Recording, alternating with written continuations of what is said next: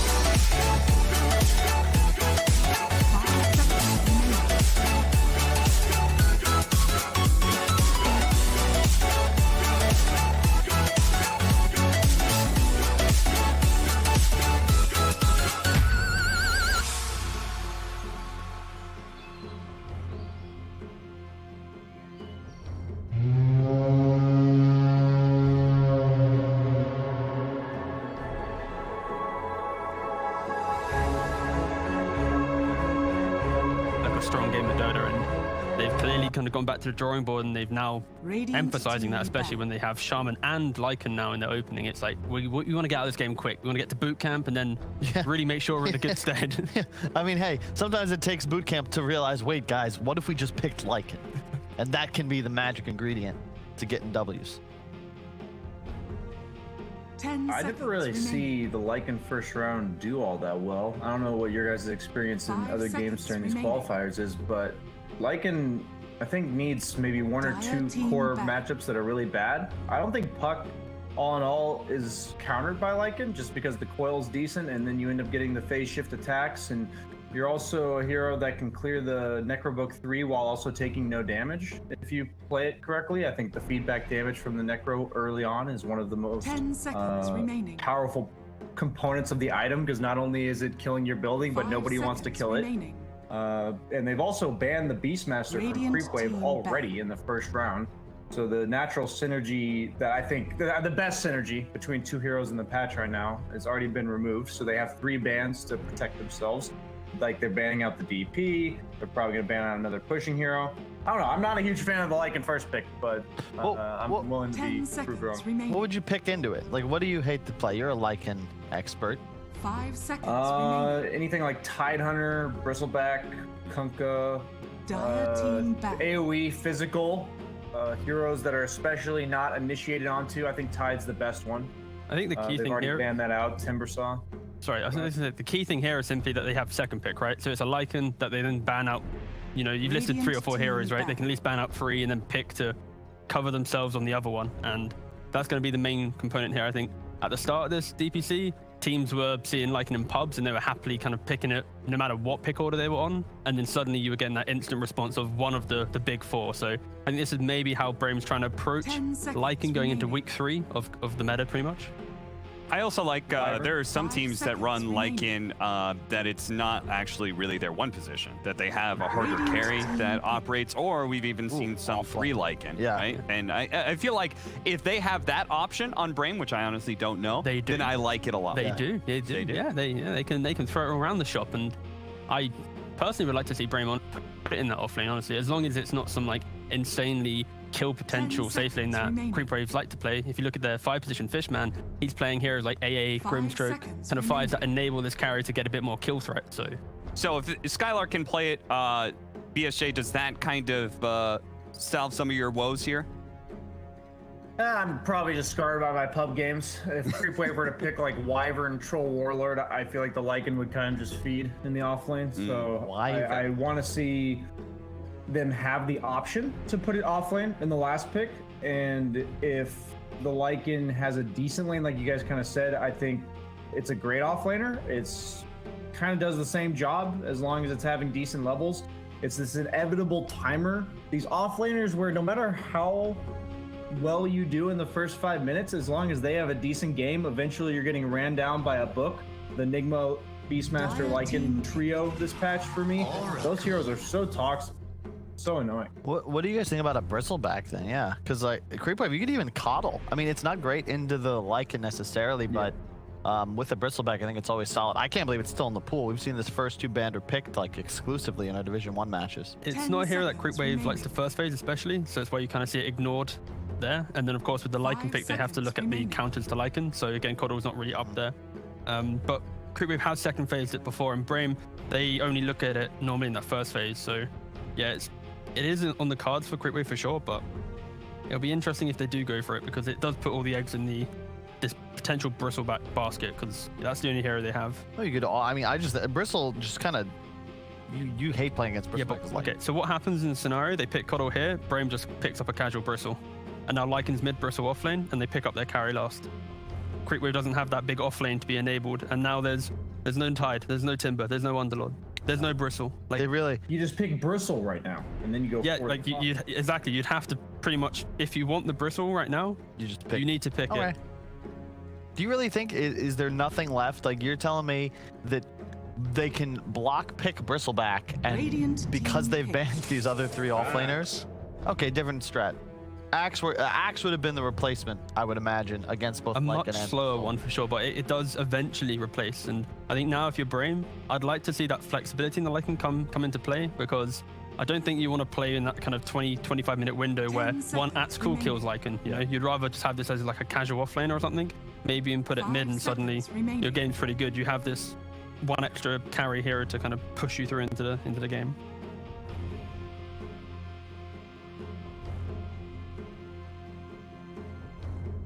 Huh. You have... I don't know. I think you guys are underrating Lycan. Don't let BSJ's opinions pollute yours, T-Gov. Have faith in yourself. Don't worry, I have Hero's my own the opinion highest on, win like, rate in Are you about to say MMR games pubs? above 5,000. Yeah, exactly. But that's like a pub And game. 70% win rate in this tournament so far.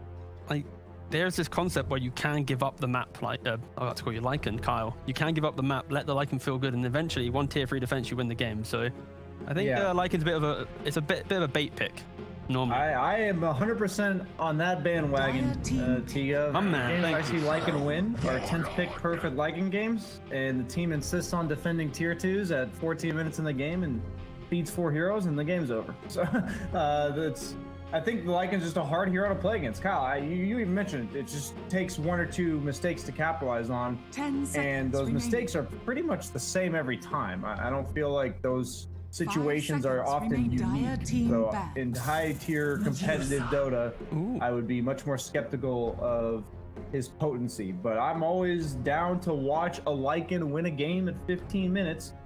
Sorry, gentlemen, I have to step in. I noticed Kyle reused the same 76% 10 number. seconds That remaining. pinged to me. I was like, no, actually remember that Lycan 5 is one of the most seconds picked remaining. banned heroes, but not actually picked that often. Very low win rate, actually. yeah. It's nowhere close to 70. Yeah, It's 70. It's in the EU lower division. Radiant team back. No, What is no, it across all the the entirety of Dream League, Yeah. it's been picked 3 times. Yeah. Whoa, wait, what? 3 whole times? Yes. Wow. If he had won 2 out of 3 of those times, that'd be a 66%. If he had Round won it up. 1 out of 3 of those times, Math. that'd be a 33%. Damn, rate. Cap. If he won 0 games, Damn, Kyle, here we go, here we go. then he would have a 0% win My rate, which is man. what he does have. Crunching the numbers. Really, 0. Remaining. I am gonna have to call my stats man. He fed me the wrong information. Oh. Thank you for correcting that, though, Cap. No problem. At least Kyle likes to work with stats people that have a lot in common with him. So, to refocus back on the draft we have in front of us, because That's the safe play, Carl, for sure. Medusa, Axe, 10 kind of banking seconds on these remaining. late game Radiant team defenses. back. You want to scale up, but I'm a little concerned. There's a lot of pushing power on the side of BRAME. They're going to have overall last pick for their mid. And if I'm them, like, can't you just pick something? Like, I know Pugna can be a bit weird. DK would have actually been perfect. I'm glad CREEPWAVE banned that out. But don't you just add tempo 10 to your draft seconds and go win remaining. fast? Yeah, exactly that. If you look at, I think the key thing from CREEPWAVE is 5 they have this seconds puck pick remaining. who is most likely going to be mid and the active hero, but he's already playing into this shaman Dire who is that team instant pick. lockdown. And if he's in the right position, suddenly you mitigate that threat. Axe needs farm, Medusa needs farm, and these are very weak heroes in the first kind of 20 minutes of the game Radiant into any team push. pick. So CREEPWAVE, first of all, they Oh. need something There to it is. kind of defend themselves, and they do get this kind of Wyvern That's 5 the, I pick. mean, Yeah. you needed it. I usually hate Wyvern, but in this spot, it is by far your best pick because you see the enemy win condition. Yeah, they're not playing to win, they're playing to survive. And then eventually they'll be 10 able to win seconds because they remaining. have got through kind of Yep. how aggressive BRAME will be playing. And this was only the 5 PPD Geo is seconds used to love, the Wyvern Nyx combination, because it's one of the easiest setups Absolute for a classic, Nyx. You can impale. They actually don't take the damage until the Wyvern ult fades if you time it properly, and it's a Meteor Hammer setup. Like, it's just really nice in this spot. You can also do some really cool things with Wyvern and Axe if you want to stack Ancients early on. Stole a game once with that. Fun stuff. Cool, but again, CREEPWAVE are very much in the department of we need to survive, and now BRAME, Now select they have your this kind of heroes. sacrificial core going into that mid lane, the Kunkka. We are most likely going to see like a Solar Crest build coming from him, maybe even a Vessel, and now that small amount of damage that CREEPWAVE has, like, where's the damage, Carl? Again, like, this Kunkka is going to be able to mitigate that. So I really like what BRAME has, and the way they lose this game is outplaying themselves in the strategy, overforcing their hand, not kind of prioritizing Roshan, and then, yeah. Well, we're going to start off with you, BSJ. What are you thinking about this draft? Who's taking it? I don't think first round Lycans win Dota, so I will look forward to be proven wrong there. Kyle, you heard him. Are you going to stick with the Lycan with the No, 76% win rate? I think the lack of playmaking is going to hurt them, and they're going to lose their lanes. And that's the 10 trouble with this seconds kind of remaining. draft, is you kind of need to be ahead, and they won't be. And then they're going to push, 5 and it's seconds a wyvern, remaining. it's an axe. Like, this is going to be a real pain. It's going to give BRAME some hope, you know? Like, there's two guys going for the others. I'm going to go for a bit of BRAME. Why? Well, you know, Christmas, he was a bit happy in the interview. I kind of want to see him, you know, I want to see a man sad. So you're for the saying UK. your argument for BRAME winning is overconfidence Exactly. from CREEPWAVE. And then, you know, but also BRAME self-realized their issues and were voicing it to the people. I kind of like the idea of what BRAME has. I think there's, again, it's a whole playing to survive, playing to win. And I like the idea that BRAME can get that ball rolling. Well, it certainly is a time for BRAME to be able to show off their boot camping prowess. We've got finally our series underway, and it's going to be with none other than OD Pixel and Fog. Thank you very much, Cap. Yes, BRAME versus CREEPWAVE just about to begin here. Fogged, we've seen the lineups where we've heard sort of the panelists' opinions. Are you agreeing, or what are you sort of expecting from this game? I think it's either going to be a stomp or it's going to be Okay. a long, drawn-out, good team fights from CREEPWAVE baiting BRAME because they have a lot of counter initiations, a lot of way to make plays when BRAME overextends. So I don't know. I think it could go either way. Just depends about who actually sets up their plays a little bit better, and I think Wave just has to be prepared a little. Just have to have a little bit more foresight just for the big pressure plays. I mean, how hard is it going to be for BRAME to sort of crush the early game? Okay, do they have sort of strong enough lanes that you Prepare for believe that they will be held off here? I like their lanes. Their lanes do seem really strong. I'm a little worried just because the two supports are very squishy. The Lycan is going to be leading charge, and I feel like Puck is just on board. these ults pretty much as soon as the Dire team, CREEPWAVE does have their, and they should be able to.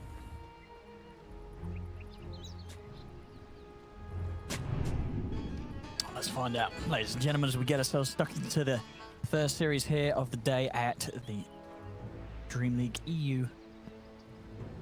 I'm a little worried for Act. This is a hero that I feel mean, like what's they up should with Act? definitely do. Yeah. You should definitely do what I think Kyle is saying. You know, I feel like you're not ever going to come out of a lane unless the enemy's just the most mistakes in the. You're never going to come out with a good lane. So I feel like they have to have some. Can get far. Game for the Act. Can get its Vanguard online if he can get Crimson Guard, etc. You can see it, right? It's all this physical damage. He's going to thrive. Can he get away with it? He has a Nyx back. So these two, they just have to pull the lane and try to maximize at their best. If the Oracle and the Troll play the lane well. Yeah, we'll have to see what sort of manipulations that they pull off down here to get it into a good position for themselves. Because, yeah, for sure, you know, leading into these two, especially the Troll focus is going to have that pretty strong laning phase and an ability to punish if these two do sort of overplay their hand. Yeah, and then also, like, I'm looking at top too, like, same thing, just looking at the way the lanes will go, and that's why I'm feeling like BRAME should get a big advantage first 10 minutes, where they're gonna Lycan plus what, Oracle, or I'd probably Shadow Shaman, Lycan and Shadow Shaman top. Let's look at Medusa's base damage. It's a little 53, a whopping 53, with the quelling he even 30 buys, because seconds he to knows go. how I hard needs it's it. gonna be to get last hit. Yeah. And then look at Shadow Shaman. 79, 54. It's going to be pretty damn hard. And then you throw in the Wolves on top. This top lane is going to be very difficult. Cure Medusa. Oh, that yeah. Constant pulls and... No, absolutely, yeah. Chrysalis is definitely going to be put to the test in that laning stage to see actually how many creatures he's going to be able to get. I mean, of course, you could try to be smart about it, set The them up, battle and begins. prime them, and then get the last hits with this Mystic Snake. But even that, of course, not too easy on the early levels, as it doesn't have too great amount of jumps. But we'll see. Yeah, it looks like see how it does. Spartan trying to scout some information with the Wolves. He actually walks in aggressively. They get to see Wyvern and Inducer going top, so lanes are standard. So I think BRAME is going to be very happy about those standard lanes. And they even get themselves a D-ward mid. I think both teams that D-ward. Very nice. Interesting to see as well how, I mean, in the mid lane, Kunker versus Park. I mean, is it just better for the Kunker in the sense that he's tanky enough to deal with the damage and, you know, can sort of tease out the Tidebringer hits and get a consistent amount of damage onto the puck? Maybe very slightly Kunker. I think this is a skill matchup. I feel like just the puck. Yeah, you've seen it go anything both that ways. You can get a lot. Yeah. Okay. And you're just able to dodge a lot of it too. Maybe the Kunkka has a slight edge. You can't actually push him out ever, but. I mean, 'cause I feel just in general, the Kunkka surely he should be able to get more out of the laning phase, right? Because he's going to be able to clear camps and the lane quicker than a puck's going to be able to. Puck can do similar, right? Puck can do. I've seen. Yeah, Puck sure, but it's rune dependent yeah. a little bit more for the Puck. Yeah. I guess the Kunkka can play around not getting runes with his X back. Yeah. Puck has to fill Was mana. that smart? I mean, that's a good point as well. I mean, Wish with sort of the X mark setup. Was that smart? Which sort of heroes are going to be looking to swing over? You sort of imagine to see Stoneman make early moves once the Kunkka's got a few levels and has that catch? I don't think he needs to. I No. think his job is just staying up top. If they ever see him like at 4-minute rune, sure, he'll go check it, but he doesn't need to force these moves. Later on, eventually, I think that's exactly why we're seeing these Shadow Shamans, even some Lion picks, which haven't been doing so great, but instant disables versus Puck, it's always going to be, you're going to catch him at least once or twice sure. in the game. Yeah, it does feel like you have to have that against Puck. I mean, this hero seems very, very strong at the moment, and it just seems like there's a lot of players that are very good at Puck in this patch. And, you know, it's something that it's been spammed through the pubs, and pretty much in most games it seems at a high level. I've been really liking seeing it though. I like seeing the like either Shadow Shaman, Rubik, or Lion. One of those three versus you need the it. Pucks. You have to have it, or should have it. The Brute's just not as reliable anymore now that you can just face shoot. I mean, dude, look at this top. Look at this Shaman top. He's just beating both of them out of the lane. I had a feeling this might Yeah? happen. You know, they can't. They both have some of the literal worst 2 base damage heroes probably in the game. Right, 46 to 553. Dude, He just not easy. no, yeah, he's just walking up and punching them. Yeah. Besides techies, these are 2 of the lower ones. I mean, you're right. Already, we are really starting to see it look pretty grim here for Crystallis. He is. Yeah. He's just not going to get any farm in these first few waves unless they're able to make some, you know, great pulls and get it under the tab. But even then, you know, it's still not going to be easy for him. It's very much likely that he's going to have stuff denied right in front of his face underneath his tower by the Shaman. And Wish is doing an excellent job in mid lane. Marine has dodged most of those phase shifts, but Wish is just dominating the last hits. Marine has actually missed quite a lot of them that were pretty free for himself. Solid stuff here from Wish. And I'd just be interested to see how efficient he's going to be able to make this. And what sort of build he goes for. I mean, we don't see an awful lot of Kunkka nowadays. What sort of way do you like to see the Kunkka being built? I mean, you still start with your phase, right? And then are you going Armlet, you going Shadow Blade for setups, or do you want to see something more greedy? Not sure for this game. He's got, and if he wants to go for like the best build to like get ready for like if things go wrong, right? It can be that halberd because he's playing versus Medusa. It'll just be the best item for the later stages. But I feel like if he just builds like his team items and they just go for that big push, they win in 20. He might best to do like Shoulder Press or some like just BKB, something like that, so that he withstands everything. And to sort of the same extent, would you imagine that focus on the troll? He's not going to get a farming item. He is going to build for sort of fighting. We're not going to see a sort of Battle Fury troll. You don't think that would be a good idea to say, hey, we're going to try and scale against the lineup of Dire? I don't see a point to. He might just because they have such a good window that they're just so far ahead. He might see that I'm getting zero pressure on me as a troll. Maybe he will just go for farm, but don't think he needs to in this at all. I think he can just go for just to stand like S and Y. Maybe even just go for early diffuse. Crazy stuff like that. Yeah, and just start killing people. Yeah, I'm always very fond of them getting like even Maelstrom or Diffusal when you're playing versus Wyvern when you're a troll, because then even if they're Cold Embrace, you're still doing stuff. You're neither mana burning. Oh, that's that's true actually. I mean the Diffuser in particular, absolutely against Medusa, right? And against Axe. I mean against most of these heroes, any of them either get sort of disabled and focused down by this troll are going to be. It's a bit unorthodox. But because we don't see it much playing anymore. versus Dusa and Wyvern, it ticks up, right? It gets much better. Regeneration. Now, we'll see Wish here would actually grab that from underneath Mal as well, so he's got it. Alex not quite able to come over in time to help with the rune control. Try and go on Wish here. Some good body blocks, but not quite enough. So that's the Fairy Fire, good to go. Is going to have to take a trip back to base. Time out of the lane and a bit of room for Mal to catch back up. And let's take a look at these Radiant structures are fortified. Oh no. I mean, it's tough. It was never going to be an easy lane for Crystallis. No, they're at least they're able to actually get some pulls on and get the lane reset. But we see on the other side, Stomina is getting a pull as well. But to deny that whole wave, and this is going to be a tough early game. Tough 10 minutes. Yeah, Laning things goes for CREEPWAVE. Because it feels like, oh, well, I got to see Wish. Try and bait out a reaction here from out, but he's able to outplay him there. Of course, very tricky to catch the puck on his own. Wait, what are you calling? Are you calling him Mal or Marine? I'm just calling him Marine. I like the way. Because it's either Mal Marine or no, is it Mal Roan? You know, sometimes when you put the one N and an E, you want it to be pronounced as one, right? Oh, top. It's continued struggles for CREEPWAVE up here. But I think Mal Roan's probably most likely. Okay, I'm just gonna keep saying Marine. Marine. I hope that's right, because it looks like Marine to me. I mean, it does, but there's an L. Yeah, the L. You know what I mean? The L. Oh, Spartan. He actually walks right up into them. He's got pretty full stick charge. Yeah, he's fine. He's out to the side. How's the farm? Though. Oh, Alex is trying for it. Yeah, deny it. Has been killed. If only. Wait, can you? No, you can't. Can you? Why can't you deny couriers? You should be able There'll to, be right? some toxic stuff going on in games if you could. Oh, they hit my courier once. Yeah. Oh, denied. I think they should add it. Oh, stop. Malmarine. Oh. Hey. Ooh. Hey. Oh. Wish, where is he? Get over it. No, Wish ain't having any of this. He's like, good luck. As Mal, but he's going to be able to get the first blood. Take down Commander. Very nice. And what was it? Yeah, Wish, though, he's going to go for the Shadow Blade build. He's going to make sure he's got the setup, make those movements. Okay.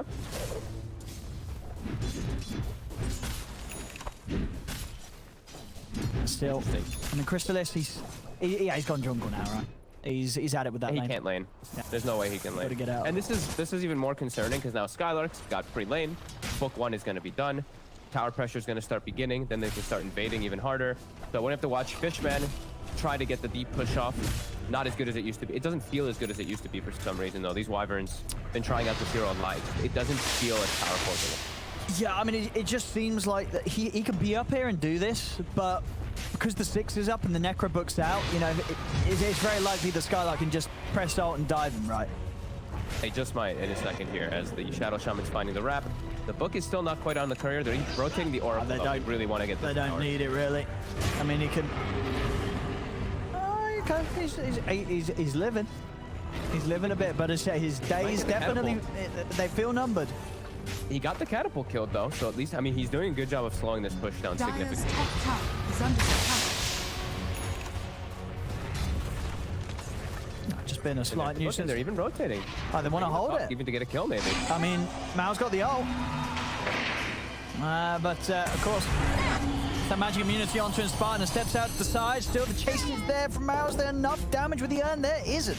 The Oracle's going to be able to live, and here comes the move for Skylark as the ult is popped. Samana's able to turn, Wish is turned up. They combo down the puck. No escape for him. And now they'll be able to continue putting the pressure onto this tower. I mean, it always seemed like it was going to be a risky decision to try and hold that tower against this lineup. I'm surprised he made the move up there. I think they should have made the executive call. All right, Wyvern, if you die, you die. You actually held the tower for an extra minute and a half or two that wouldn't have happened if you weren't there. That was a big mistake for the puck. He's the one who actually has to salvage this game for his team, and he ruined his own game by trying to make this That's rough.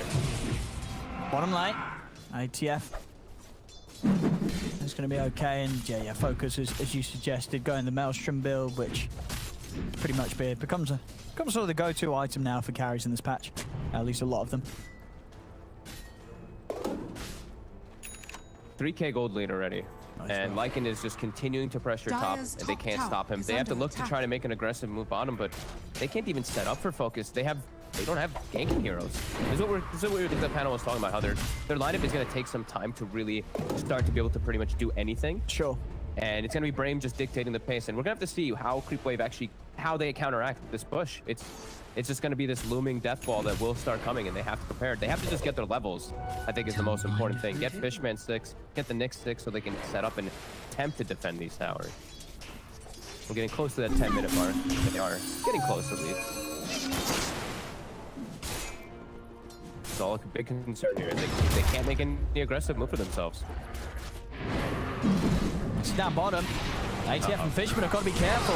As you say, you know, Fishman, he still hasn't quite hit that 6 on him. So no real options to really save his buddy on the axe here as ATF will fall. It just feels...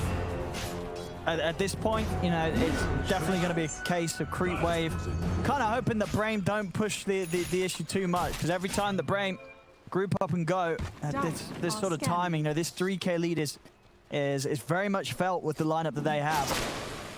It's going to be very hard for CREEPWAVE to hold them off it. They're going to need just a bit more time for the Medusa, have Stone Gaze online, and they need to land some like 4-man puzzles. When the collapse does come, they have to hope BRAME just stand together and they get these big coordinated ults.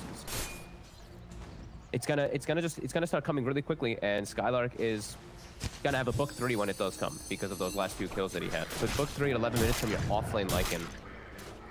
And the Shadow Shaman 2 is gonna have 6, so Serpent Wards will start coming. Dire's middle tower is under attack. Yeah, it's just recovery, full recovery for attempt. Guard those tier 1s. Guard those next 2 tier 1s. The Wyvern and the Pucks have set up. Is under attack. Because they cannot look to make a move on their own at all in this game now. They have to wait like 10 minutes plus before they can look to make their own aggressive play.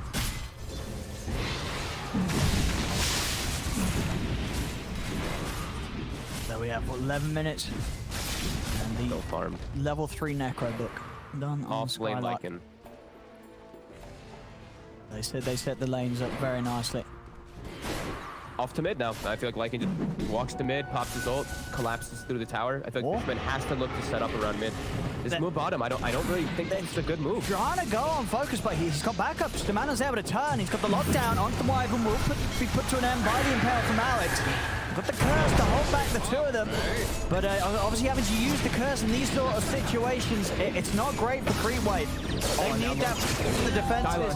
And they're losing Alex, they're losing Fishman, and Crystallis always TPing out. Is he going to make it away? He is. He's at least able to live. But it's a lot of running away that's having to be done here by CREEPWAVE. And an unfortunate move that again just didn't seem like it was really going to work out there. I'm so surprised they try to make an aggressive move at all this game.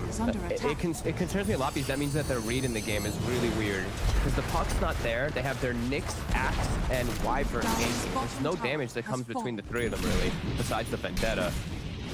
And they should know how the game is going to be loomingly come down to just pressuring towers and them having to defend these towers with these ults. They cannot commit a Wyvern ult like that at all in this game. So how would you want to see CREEPWAVE play right now? Is it just all about being around your Deucer, making sure that there's no entry points for BRAME towards, and if you are going to defend, just hold on your side of the map behind towers as at least 4 heroes? I think you just have to at this point. With the way the lanes went and with a Deucer draft, you can't make these aggressive moves. If Puck is there, maybe. Just maybe. I'm still not a big fan of it because of where the positioning of the play is. But if the Puck is there, maybe. They can't make these aggressive plays with the way that the game is going and what they're up gonna. These mistakes will cost them so much. Like Wyvern ult's used, bottom tower is now dead. And now Wyvern ult's coming back up. But now the Lycan book is back up, so he's gonna collapse on mid. Now he's gonna start setting up, but they have to approach this properly. Stay around that Deucer, let BRAME make the mistake. I have a bit of a poke on a Crystallis. I mean, yeah, look at that. As soon as the Necro books are on him, it's pretty much his entire mana pool. On in a second. Wish now has the Shadow Blade. Starting to have a bit of a setup onto Fishman, but it's pretty deep here. Tempting to burst him low. And the Necro books as well. He nearly did go down. But look, they still have their ults. Tower's pretty defended. Axe is getting some cut. They're actually doing a pretty okay defense right now. Invisibility. I'm assuming what ATF, yeah, he's very close to having the blink. So once that is in place, you know, as was mentioned, it is a great defense that they do have. If they can get the jumps with ATF, lock down a few heroes, you know, into this Winter's Curse, Dream Coil, Stone Gaze, that is long enough of a time of a team fight for them to get the kills, even against these farmed heroes. Absolutely. They gotta just wait for it. Let themselves build up. They gotta get to that moment so that they can get that stuff. Because even Dusa, you know, she's catching back up. Sure, her net worth's not fantastic right now, but she's only 600, 700, 800 behind some of those other cores on the other side. And she does at least have, he does have the point now put into Stone Gaze, has the evasion talent too, so she is ready to battle if it all does collapse. She does have her team. Skylark. Here it comes. He's ready to start diving for kills. He's into the trees. Look what he's found. He's found the fishman. The fishman will get the curse out. It's not going to do anything at all here. As Chrysalis will pop the Stone Gaze. Dream Coil down only onto Wish's Kunkka. ATS getting the call off, but he gets only onto the one of them. There's a false promise. Keep them Wish fine. A second buyback comes in play from Alex. Focused. He's ready to fight. He's in the midst of it all. Turns over towards the next assassin. Cold Embrace will buy a little bit of safety. ATS trying to draw him away with the call. He's got the dog. Will manage to bring down Focus. But Chrysalis in trouble. He's out of mana as Wish slices him down. They try their best there to pull together the team fight, and there was sort of semblances of what they're capable of, but it's not enough. Not quite able to get the perfect execution they need in this game whilst they're behind.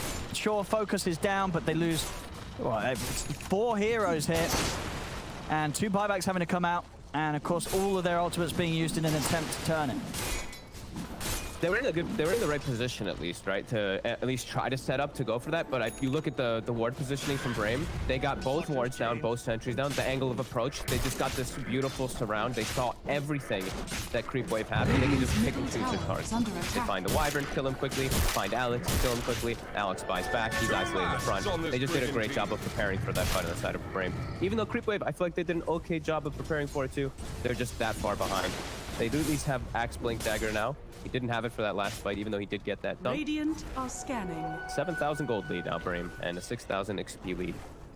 Continues to grow.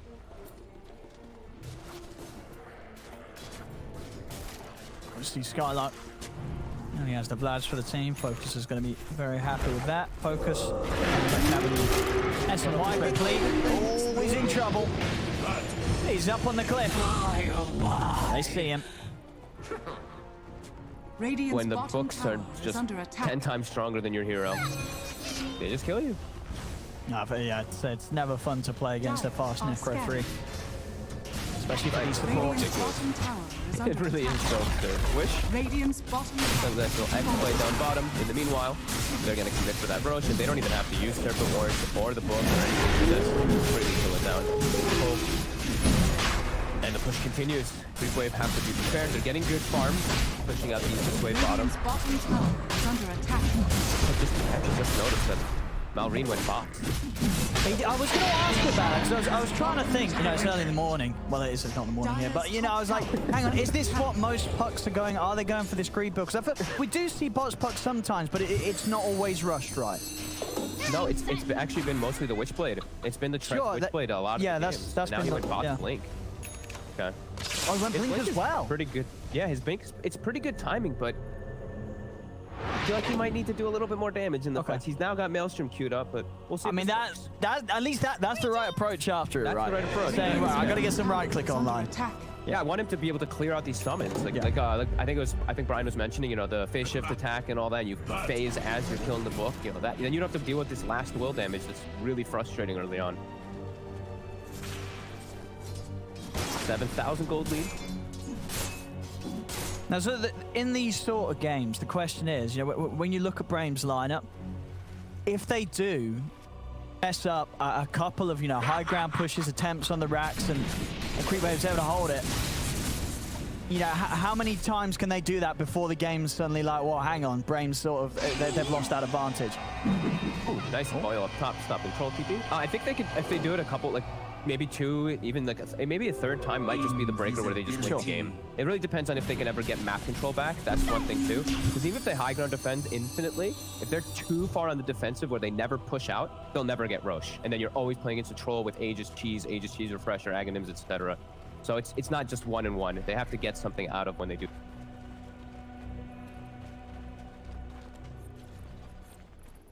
Focus. And it's a man to finish. You know, he's at least got 1 item finished. Focus. No fear.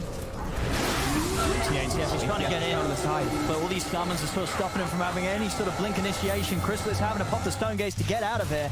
Skylark, Exactly. he's just kiting Alex up at the moment with the summons, and indeed Chrysalis has been dragged back. There's no save for him with Fishman being dead. Radiant's top tower is under attack. Mal trying to do his best to just cut the creep wave mid, stop them from having any chance to push in, but Alex dead outside of the base, couldn't quite make it back to safety. And Storm, he's Demand's in position. He's ready for the jump. He knew that he was trying to clear out this creep wave. As it's getting rough. It really is. If it hasn't already. Hope is starting to really dwindle and disappear as they're just getting caught too many times. They need to have this. They need to have their defense really prepared and really set up to have a chance in this game as BRAME trap. It's just much easier to play. All the lanes going so well, and just now being able to just walk at these towers and take them out. They'll find Spartan. He's not getting any spins though. One spin, He didn't get any spins. I mean, he'll get the kill, but definitely further. RNG was not on his side there. He also battle hungered the creep. Alex. That's Alex. Poor Alex. Time for them to get out of it. He's not got. He's going to have to sit down here for a little bit. Could work out for him though. Might mean he can cut the creep wave here next. Wait. Look at the Wish knows. They didn't through the scan. Now they see the Splinter Blast probably. Fishman. Wait. He's got the call. He found Skylark. Have they got the damage? They might just have him here. They have? They do? Okay. All right, ATF making some big moves there, getting kills for the squad. Dire's bottom tower. They can keep Where's it up. Medusa's Manta? Oh, the courier died with Medusa's Manta earlier. Oh no. I was like, I thought he had it. Oh, Dire's bottom that always tower hurts. is under attack. Especially at this time of the game, you know, where it's not dead for too long, but it's dead for long enough that it feels bad. Have to wait sort of a minute or so until you actually have your item out. Look at Stominen. He's set up for this puck. He's in Malreen's mind right now. There's a ward right on top of him. That's not going to work this time around, but you know, Radiant's the thought that top counts tower as Wish, is under attack. Focus, and Spartan. Oh, Crystallis. They find Medusa. Instant stun, guys. Of course, there's going to be a decent amount of lockdown here between the boat and the torrent. Alex is coming over. Can he save him, though? He cannot. Wish comes in with the Tidebringer hit. Gets the kill. Is under attack. Alex, he's trying to run, and he'll be fine. No detection there on the front lines, but Alex will live. Still, Mal continue to cut the waves, but Skylark. Got to be careful how he plays around this Maori. He's good. He knew where the Rasta was. Yeah, he knew where Sto was wrapping around outside. He was, Stone was perfectly prepared for the other move, but indeed Mal playing it smart. This is smart. Shadow Summon skill. Can they burst focus? He's just lost the Aegis. And he's got He's tanky. He's pretty far. Let's see if they got the damage. Spartan coming in with a snipe. Good impale from Alex. We'll stop the backup for now. First bonus is still on cooldown. There's no available. And we are going to see him head back over. They'll be able to get the kill onto Spartan. Now they've got the full on call. They're going to be able to get another. He's doing it with these dunks. He's doing it now. He could be in a bit of a spot of bother. They're chasing him down. Cold embrace. We'll keep him protected for a little bit of time. The boat comes crashing down. ATF will fall. But still 2 kills now, taking away Focus and Spartan. You're removing some of BRAME's potential to push their advantage into a victory. You're slowing them down. That's all he needs to do. And I learned I kind of knew a little bit of how that interaction works, but the battle trance with the curse. Yeah, I saw his first target, though, the battle trance continues, but then as soon as the target that he was first going for dies, then the curse supersedes the battle trance to make him hit his. That was kind of cool. Even though there were enemies around. So I guess it's based off the initial, whoever he's first hitting. More time for the Medusa to attempt to get online. Needs a lot more of it. I mean, this, they could do it. I feel like, I can't remember exactly, but I'm thinking like the BRAME's for some of the losses that they did have in. Oh. It was picking sniper. Dire's top tower anyway. is under attack. Radiant's middle tower is under attack. I hear dunks. Wait, I hear Witch's Curse. What's going on? Wait, what's now? happening? I just heard a curse, and I'm like, curse. We were just hearing the dreams of CREEPWAVE. This is what they were saying. It was going to happen. We're going to see it right now. ATF was envisioning. Yeah, he's a time traveler.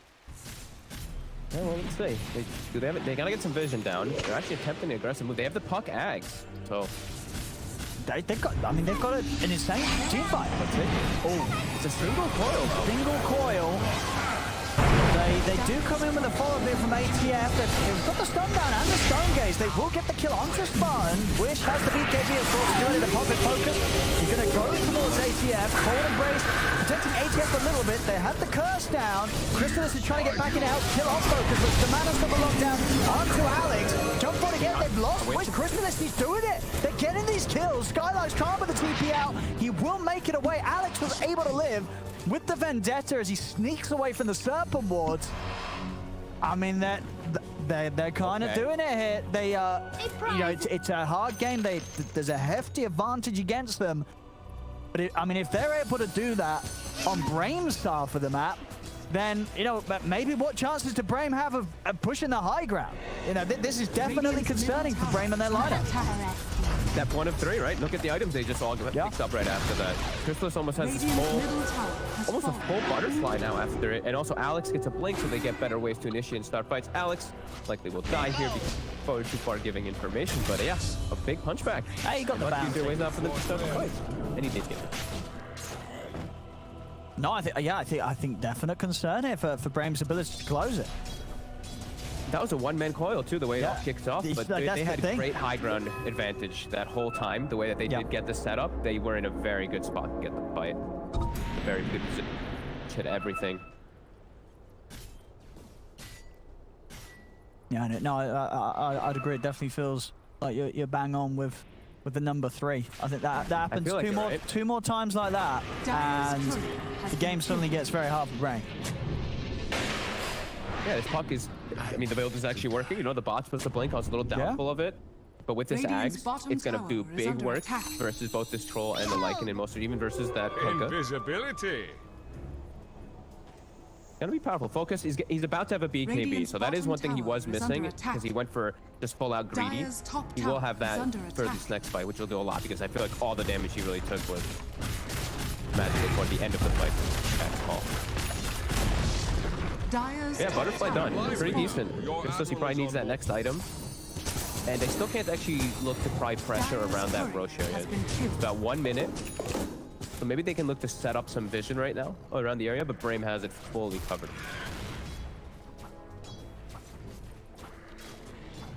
And Malrine also did buy the Aghanim Shard.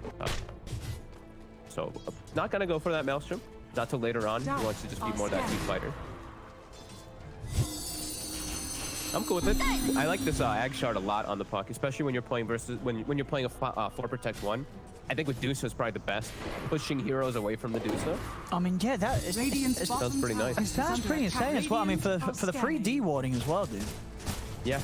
Like, you're just going to be able to take everything off the map. It's such a low cooldown. You've got all the mana in the world to spam it whenever you want. You know, the D-ward potential is pretty big. The quicken, yeah, 6-second cool. Right. There's a 6-second D-ward, dude. Damage. You know, you're clearing the map of any sort of vision, which is going to make it rather hard for Brame to push into you. Wish. Setting up bottom. He does have the X to bring himself back, and he will. Roche. Brame still just lingering around this area, trying to keep their ward coverage there too. We have one stack to try there. Butterfly, Elven Tunic, and the evasion talent on the Dusa. So 54% evasion right now versus no true stress. That is strong. Yeah, I mean, Dream is starting to come together, maybe. Yeah, it's this MKB focus. That's gonna take a bit of time. Yep. Many thanks to your admiral is on board. Very likely though to still get this road control. This Aegis and Cheese will still be a big problem for the side of CREEPWAVE control later on if they can keep this game going. Big slight hope for them. No, for sure. I mean, they're still down 9k, but it feels like that's sort of been the number for quite a while now. So definitely been flatlining for a bit now, that lead that Brame got early.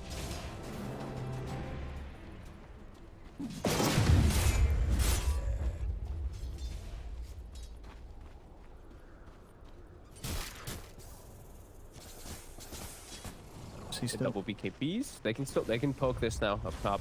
Radiant's 20 on the troll too, so he has his own evasion talent kicking in Dire's on top top. tower is under attack. Let's see how much damage they can get done before CREEPWAVE's able to push them off. Ward's been dispatched pretty easily there by Crystallis. And now they're going to start opening up onto Focus. See if they can take him down the once. It's going to be saved here. The Spartan's able to get him out. They forced full reaction. Shadow Shaman wards were used, so BRAME, they're going to back off once everybody is in the base there. Swing over to grab those bounties, and they still do have control of those out. No experience for the side of the Dire. BRAME should just reset until they do have. Probably just wait till Serpent wards are back up and look to pick up these next few items. Wish about to have his AC, so they're close to a few big things here. And like you said, that getting toward those MKBs, very nice for these two big hitters to be able to bring down the Dusa. So Focus and Lycan kind of closer to those. From my chest. CREEPWAVE just has to play as like this 5-man unit right now. They cannot move away from Chris at all. The game is all about him. And they still have this vision down too, so they are watching where the troll is right now. Bit tough to make this aggressive move though. Their lanes are being pushed in at the moment. Into Aegis.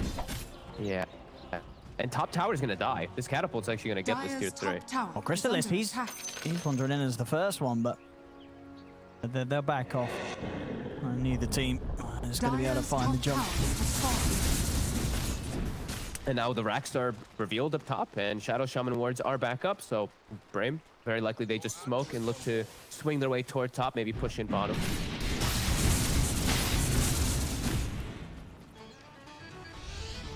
Close to both, getting very close to both MKBs on the I mean, that's Lycan and Troll. That's going to be the next big timing for sure. They've got to make sure that they can kill this Dusa in the fight, because right now, you know, as long as there's any sort of ult around Crystallis to enable him, they're not going to kill this Dusa on the high ground sweepers. Crimson Guard to slow down the push.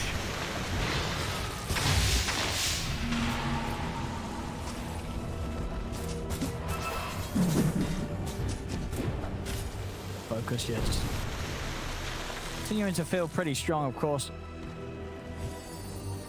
They're still pinging. I see them constantly pinging the Shadow Shaman every time. I feel like they're really wanting to put a lot of attention on Stoke, because he's this humongous counter for Malrine. Because Malrine's got no way to protect himself. If he gets caught by a shackle, very likely does die. So I think they really want to look for this Shaman. They're going to drop the walls down. This is out. It's able to catch Spartan and Wish. See if they can get rid of Spartan before he can do anything to help his teammates out. And indeed they do. They burst through the Oracle. They'll kill Focus the once on the high ground. Coral down. It's going to snap one. Wish was Kuka. Is now Kuka falling low. Able to put the cheese. ACF over to the side. Gets the call onto Stamanen. They bring down the Shaman. Now they turn attention over towards Wish. He's trying to hide, but they'll be able to find him with the sentry down. He cannot retreat from these heroes as he'll fall. Focus pops the BKB just to kill off Alex, to stop him from chasing. The rest of CREEPWAVE, they're going to continue to try and move in on him. ATF is going to have to blink in a second. He's able to get the Battle Hunger slowed down as well. Doesn't want to continue going though. They're going to be happy with this. Again, it's 4 heroes dead, including the Aegis loss from Focus. They're holding. Yeah, that was a very smart move from Skylark, actually, going for top and just taking out the racks. I think he's starting to realize it's hard to actually fight into this big amount of team fight that CREEPWAVE does have, so he splits it up a little bit and goes for that. Yeah, I mean, this is concerning. This Dusa is starting to be able to hold her ground pretty nicely, has the next item queued up. You know, that rapier is looking tasty now that she's got a Scotty. Yeah, we'll see sort of how much difference the MKBs make in the fight, but until they have the MKBs, I think, yeah, that as you said, that's the only way they're going to be able to progress. Looking for sort of the distract and rat plays with Skylark's Lycan. That was Aegis cheese push, and they got pretty dominated because CREEPWAVE knows exactly what they need to go for now. Fishman just starts to fight in the back lines, then it forces reactions. They start to see the positions of these heroes, and then Malrine, Alex, they can all follow up. And there's that dream setup that panel was talking about with their draft. Is the Nyx and Pale is always going to be able to follow up onto that Wyvern first. So if Fishman finds good setups in a lot of these fights, it's going to be good for them. Is that a full Mjolnir or also on Malrine? You know, these items are starting to trickle in. Solutions to deal with this BRAME lineup.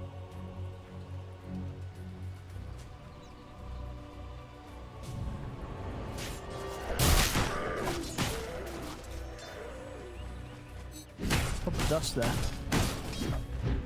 Yeah, he looked like he knew something was up. Like maybe covering the courier. Yeah, I guess so. Yeah.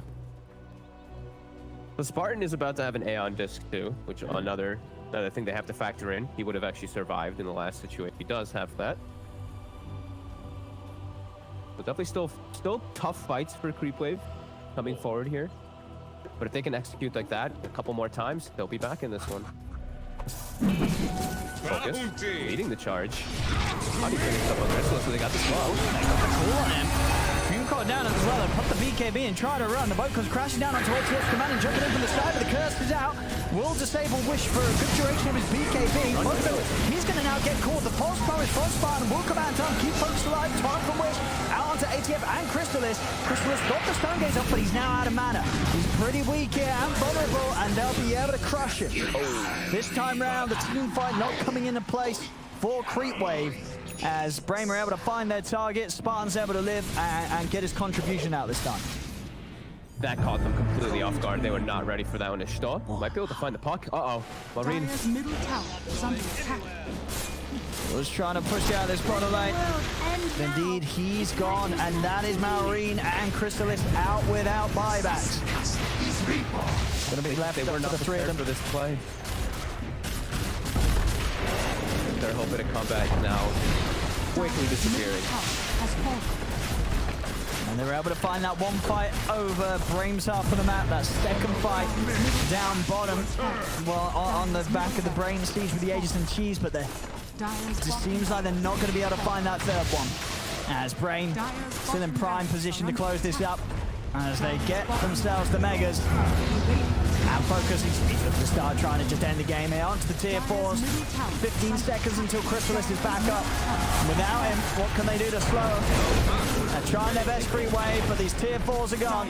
Over to the Ancient they go. As Alex comes in with one final impale to put a stop to it. They try with a call, but an instant Hex comes out from Stamana, and the game is over. BRAME they'll be able to take this game one with the lineup and maybe with a few hiccups along the way towards the end, but overall just a little too much, to the point that any sort of mistake whilst as far behind as CREEPWAVE were at that stage would result in their entire base getting destroyed by these heroes. They tried. I feel like they had a really, really uphill battle.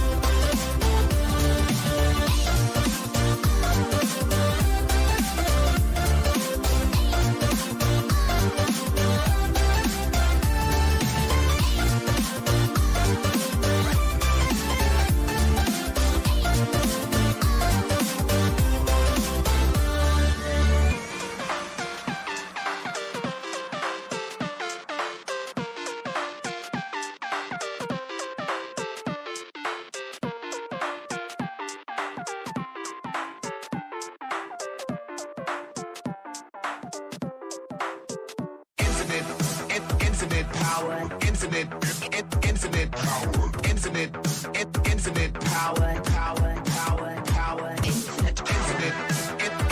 power, infinite power,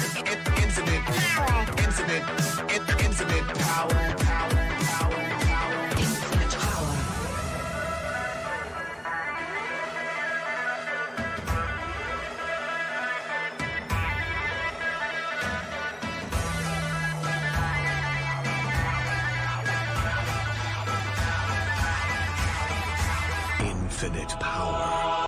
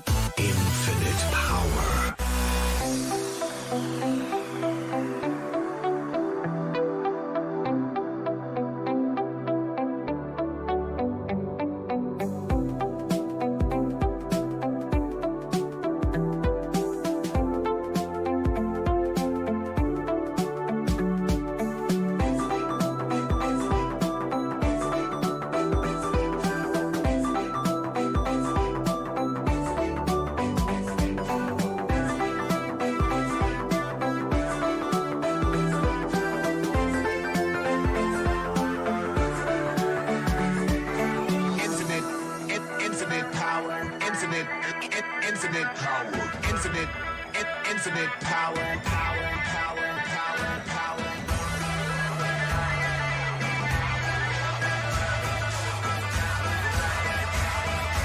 Infinite power.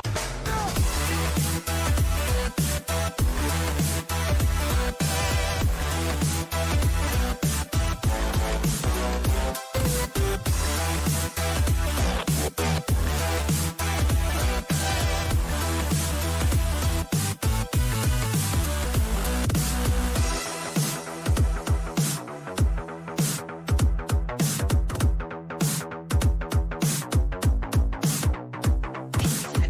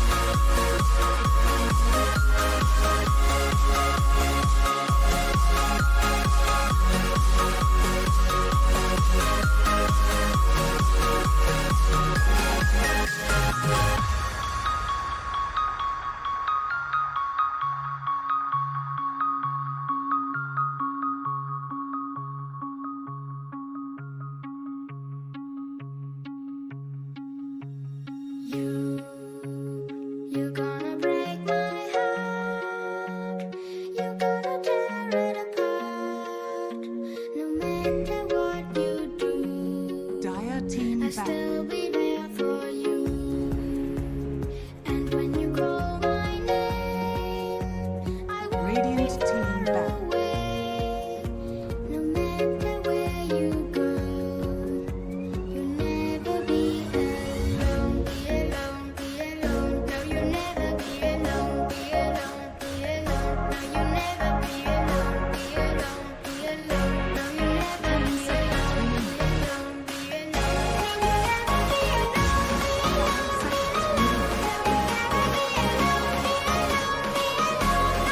be alone.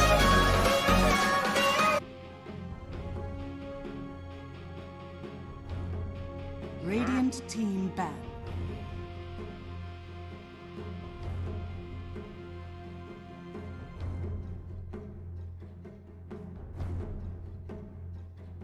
Drafting is so important when it comes to these series, and it's always important to have a wild card somewhere tucked into your sleeve, and that's exactly 10 what seconds BRAME had. remaining. Being able to rotate that Lycan into the 3 position worked out very well, right? 5 T-Gov, Kyle, seconds and remaining. BSJ there on the big screen. Worked wonders. Yeah. Dire The important team thing, though, I'd like to say, is simply Radiant you get this team Lycan pick in the first game, and you kind of showcase your ability to kind of walk through the game. Does BRAME have like a second plan? And I think that's hopefully what we need to see coming into this. You want to change things up? We're just going to see them take Shadow Shaman. Then they're going to take Lycan again. And CREEPWAVE is going to go Puck because they're big believers in the Puck Nyx combo. 10 BRAME seconds CREEPWAVE isn't remaining. really, again, like I said, Chrysalis in the interview, they were very happy being the less 5 creative seconds drafters. So remaining. I wouldn't be surprised if maybe that puck comes into play. Yeah, but that's when things were working for team them. pick. They used to have 100% win rate on that puck. Radiant That's true. team Not pick. anymore. Yep. I firmly believe they could run back those drafts from the same game, from the previous game, Yep. and do just fine. And they decided to opt out of that plan and say, well, we're not going to let you have the Lycan again. At least if you want to pick it, you're not going to get it in a free game 10 compared to seconds last game. remaining. I would say the last game was more of just a forget about the first 8 5 minutes of the game with your seconds draft. remaining. Sometimes you overlook your lanes, the 2 low damage range heroes top, 2 melee heroes against troll bottom, and the Kunga versus Puck matchup mid. If the draft plan like doesn't get to play itself out because you're down by 3,000 gold at 8 minutes, that's a lost condition in and of itself. I totally agree with Brian. I forgot why we don't see Wyvern, because that hero is garbage in the laning phase. Shadow Shaman had double the damage. That's not fair. I really like this Timber pick coupled with the Nyx Assassin. This might actually be one of my favorite duo openings because all the heroes you want to play against Timber really hate playing against Nyx. And you go Beastmaster into it, the push tempo is certainly there, but Timber feels just fine now. The important thing, though, is for 10 CREEPWAVE, seconds it's remaining. ATF's best hero, or one of his best heroes. I think he's played it 6 times, never 5 lost. seconds There is that remaining. flex potential for mid lane to play it, but he's played it 3 times, never won on it. So this, to me, just feels like this is your position 3, this is your position 4 on Nyx, and then it just allows the Nyx to go and make moves on the map. And also, Timbersaw, against the kind of the heroes that I mentioned before, the Lycan, the Beast, the Enigma, Timbersaw does pretty well at standing in front of them and being that kind of push repellent, and it will buy time for the likes of Chrysalis or Marine to actually get into the game, unlike in that first game. BSJ, do you agree? I mean, I feel like this is kind of similar to the Lycan picked up in the early 1-2 of last series. You're just showing this Timbersaw with plenty of counters to go. Beastmaster's a tad different just because if you have one hero to follow up his damage, dude, Roar is insane. Like that hero at level 6 can kill Radiant pretty much every team hero in the back. game. I got to whine about this all yesterday on stream playing its Beastmaster, man. Even if you're a Timbersaw and you survive the Roar, eventually he'll get that Necro 1 and just burn your mana out of lane. So he'll just take your buildings, even though like you'll need help to 10 do your seconds job. remaining. Oh, yeah. Timber's nice, he's a deterrent, but he can't do it single-handedly. Yep, 5 Brian is certainly an seconds expert remaining. on what heroes make carries whine in the safe lane. He does a a lot of that. I would agree. I think anything that just rushes Necrobook just seems really, really annoying. I'm surprised we don't see more Dazzle off lane, solely because you can just buy Necrobook and run it at the enemy. We saw Enigma twice yesterday. We saw Lycan now. Beastmaster has been very meta for some time. I'm wondering what else could possibly buy Necrobook. Literally anything, mate. That's it. 10 seconds. Well, I know anything can purchase it. I'm not asking literally. I'm saying what would be good. 5 seconds. Yeah, you kind of become cover. meta.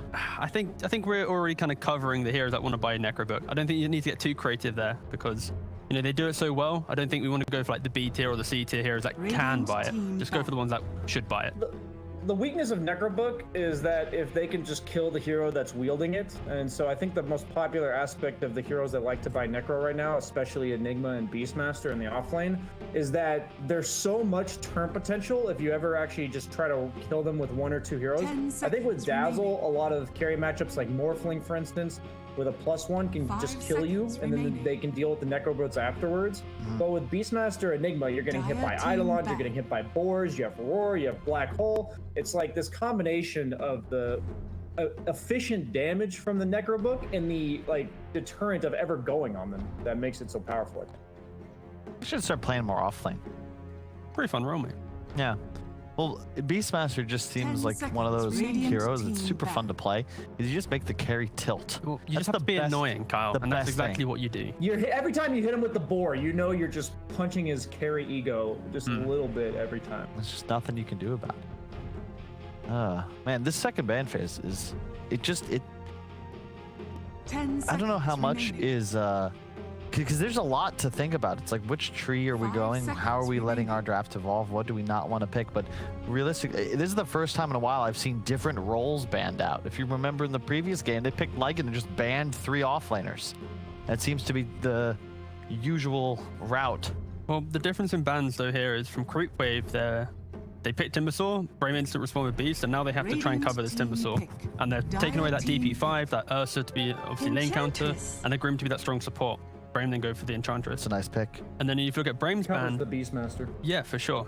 And I think the importance about the BRAME bans are they're simply targeting the active nature of the mid lane.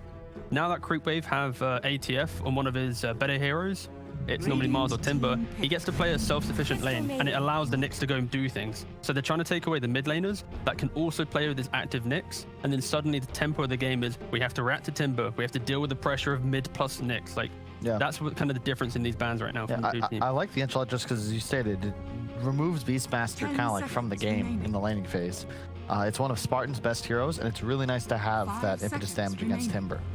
It's one of the supports that doesn't really mind playing against Nyx Assassin too much either. The break is annoying, but creeps early on, adds tempo. This draft from BRAME can do a lot of pressure. I imagine they go for their carry here. You know you're against Nyx Timber. Can't troll. Can't air. I I have mean, to pick a carry BSJ right is going to now. say Jug because that's what he Yep. would do, right? BSJ? Yep. Yeah. Yeah. That's exactly what I just said, Kyle. Yeah. You heard me. Why would you pick Jug, BSJ? It goes well with your lineup. It's one of the best 5-man grouping up carries in the early game, and it's just gonna have a reliable start because the 3 heroes so far just don't threaten you in the slightest. And Ursa, your worst carry matchup's already banned out, and same with Troll. Also plays into the whole push idea, so it does for sure on paper look good. I think the only difficulty maybe with picking carry here, it does give CREEPWAVE 2 picks to deal with it. So, Oh, yeah, finally! they want to move away Now. from that. Yeah. That is the Timbersaw counter. That is the Death Prophet counter that we just haven't seen too often. I love this hero so much. You got the Arcane Blink build. You farm faster than almost any other hero. You 10 utilize seconds runes better than remaining. almost any other hero. And at your timing with BKB, you're just such an 5 absurd. It's so seconds much remaining. damage. This hero just does so much damage.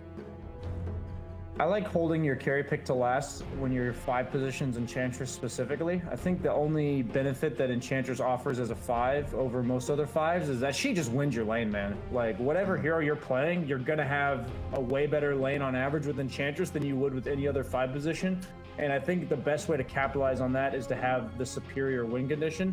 So I wouldn't have particularly minded Jug specifically just because his 2 counters are already banned out and it would be a decent lane for him. But by holding your pick here, there's really no high damage mids, as you Dire mentioned, team that are back. good against Timbersaw, that are okay against Nyx. And I think Shadow Fiend's really the only one that is. Yeah, it's important from BRAME that they don't put themselves in the corner of their draft was too easy to deal with, right? Like talking about a carry pick, like you're mentioning, it just gives CREEPWAVE these 2 picks. They, you know, they counter the carry, they just pick up a generic mid lane, and they get to play a strong game of Dota. So, yeah, it covers them for sure. I've seen Focus play at safe lane too. I think SF safe lane's actually not. Don't scoff. It's a UK classic, mate. I wasn't laughing at you. I was laughing at my nation. Ah. Well, that is. You do have a lot of things to giggle at. There we go. Thank you. I do know that. Oh, it's so miserable. Yeah, it's all right. Hashtag we live in Ukraine. My man. Let's go. Woo woo. BRAME is the only other team besides Viking GG to run SF when it comes to DreamLeague anyway. And they did play it for Wish. I kind of actually want to see that triple Ray Shadow Fiend in safe lane. That will have like a minute of fun and then just be shut down. And then you have no mana. Yeah, exactly. Yeah, the only thing I'm concerned about the CREEPWAVE lineup is, once again, it just seems like their tower damage is real limited, and the support duo, it's like a high-level support duo, but they need to have like this perfect draft, and they need to play better than they did in the previous game. And I'm worried about their lanes. I am not a huge fan of Juggernaut against Beastmaster. But you have to see him cover though, so it's not the worst scenario because you do have. Yeah, you can get the boars, but yeah. the good Necrobook timing is just GG for the Jug. Like, you're not really able to lane anymore once 6 and Necro come online. Yeah, but like both teams have this kind of off-lane pressure where at like minute 5+, the Beastmaster's going to pressure that safe lane, Timbersaur's going to pressure his safe lane. So it's kind of in BRAME's department right now. If they pick a strong carry and they can mitigate that offlane pressure from CREEPWAVE, they're going to have the map advantage when Beastmaster gets online. Yeah. Because CREEPWAVE don't have the answer right now. Yeah, based on the bans, that's definitely a mid SF as well. Yeah. Like, what I like about the Jug here is that whenever you have Timbersaw against Beastmaster, I think it's really nice to have the option to aggro tri-lane and put the Timbersaw solo safe lane. So Jug gives them really nice kill potential with the CM plus Nyx. Really, the only thing these 2 supports lacked early was damage, and the spin will be plenty enough to follow that up. Even though they have 2 ranged supports, which in theory trade nicely in a tri-lane, if they were to block the camps, Enchantress would be relatively ineffective, and either of them would die to just CM nuke plus Nyx stun plus Jug spin off cooldown. So it deters a lot of carry picks. Like, and in theory, I think Slark looks really nice here for BRAME. Oh, that's amazing. Oh my god, damn, boy, let's go. Know his mind. So me and Kyle muted each other and we were talking whilst you were talking so we could build up that good. And we were both saying Slark, so all right, good stuff. Would you not think Slark on paper is nice against Jug Timber cores? Yeah, I rate it. I think all about the vision advantage. It feels too good though, you know. It feels like too good of a game where CREEPWAVE potentially. I wouldn't want to pick it though, because it's you get aggro tri-lane, I think, and that's like just not good for you. Boy. Timber mid, or Tide mid. Either way, that is not the move. SF will dumpster either one of these heroes middle. I kind of want to see a Slark now. I think Slark just has a nice time. Oh yeah. Yeah, now that that's the case, they all in and gave your SF a good lane. I think you can maybe play some weird dodge game, make sure your Slark doesn't get absolutely dumpstered in the early game. Yeah. I'd be licking my chops to be feeding off those Essence Shift stacks for Tide and Timber. Yeah, cheeky little BKB on the Shadow Fiend. Slark gets to run around. It looks pretty good. Yeah. That's such a weird pick. Yeah, There had to have something mid that could like lane decently here. My only concern now is like you have Tide and Timbersaw do the same thing. They're the tanky boys stand in front of towers, and like you have no real damage outside of like Crystal Nova and a spin from Jug early on. So there's nothing to do with the BKB. Yeah. Like BKB SF, and then whatever hero you pick safe lane's gonna likely be BKB or just a Slark. Okay. We saw that yesterday. It looked really good. It will be a mid Timber. I honestly just because of how good I think SF in this game is, I just think as long as BRAME doesn't screw up the lanes, they can't lose. They do have a potential issue of, I think they did highlight in the first game, some of their, even when they were ahead, they took some kind of awkward fights. And with this draft, I think one bad fight could easily allow this Jug to push himself into a great game. And if Jug gets into an item advantage against Drow, it's going to be, you know, Christmas v the world here. So I think BRAME, they have the nicer early window to play out the game, but for sure it's looking good for BRAME again.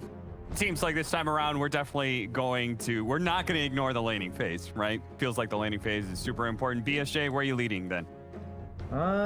Jug's main weakness is single target physical damage, and they've got Beastmaster Drow. I think SF's gonna have a good lane, like Kyle said, and I assume the best way to deal with heroes that stand in front of you is to just not ever have to go on them. And Drow's one of the best long-range damage dealers in the game, and I like their prospects for BRAME. Gentlemen, you all feeling BSJ's analysis here? Yeah. Sorry, the last time that Malrine played mid Timbersaw, he lost to a UK team. So, Oh, jeez. my boy! Oh, let's go. That is something that's got to ruin your confidence then. Yeah. 'Cause, Yeah, no, that's what I was thinking. I looked at the stat and I was like, is there any other UK teams besides the one that you're on? not really. Nah. There's like UK players. We don't have a team, but like we got Atlantic, Symmetrical, and Tanner from high school. Okay, so we're all going BRAME then? Yeah. On the BRAME train? BRAME train. BRAME train it is. Okay, well, it looks like CREEPWAVE have put all their hope to another hero that they have 100% win rate. It's the ATF Tidehunter. Let's go ahead and head into game 2. We've got OD Pixel and Fog together again. Thank you very much, Cap. Yes, so Fog, some definite things here in the draft that are kind of questionable, right? We're seeing this decision to put the Timber in the mid against the SF, which is something obviously Carl was very concerned about in terms of matchup, and also the fact that you are picking Jug into a lineup that seems pretty kitted out to running you over and killing you.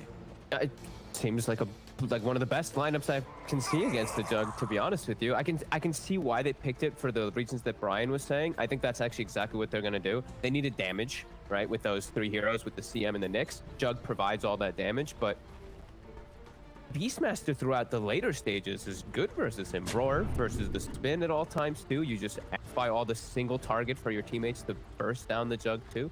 And it looks tough. It looks really, really weird. I am so confused why they picked the Tidehunter. I mean, this does not look like I would never want to lane in this. The Malrine must have some different idea. Sure. Or like some way of trying to maybe win the 30 lane, but seconds to battle. I can't see it in any fathom.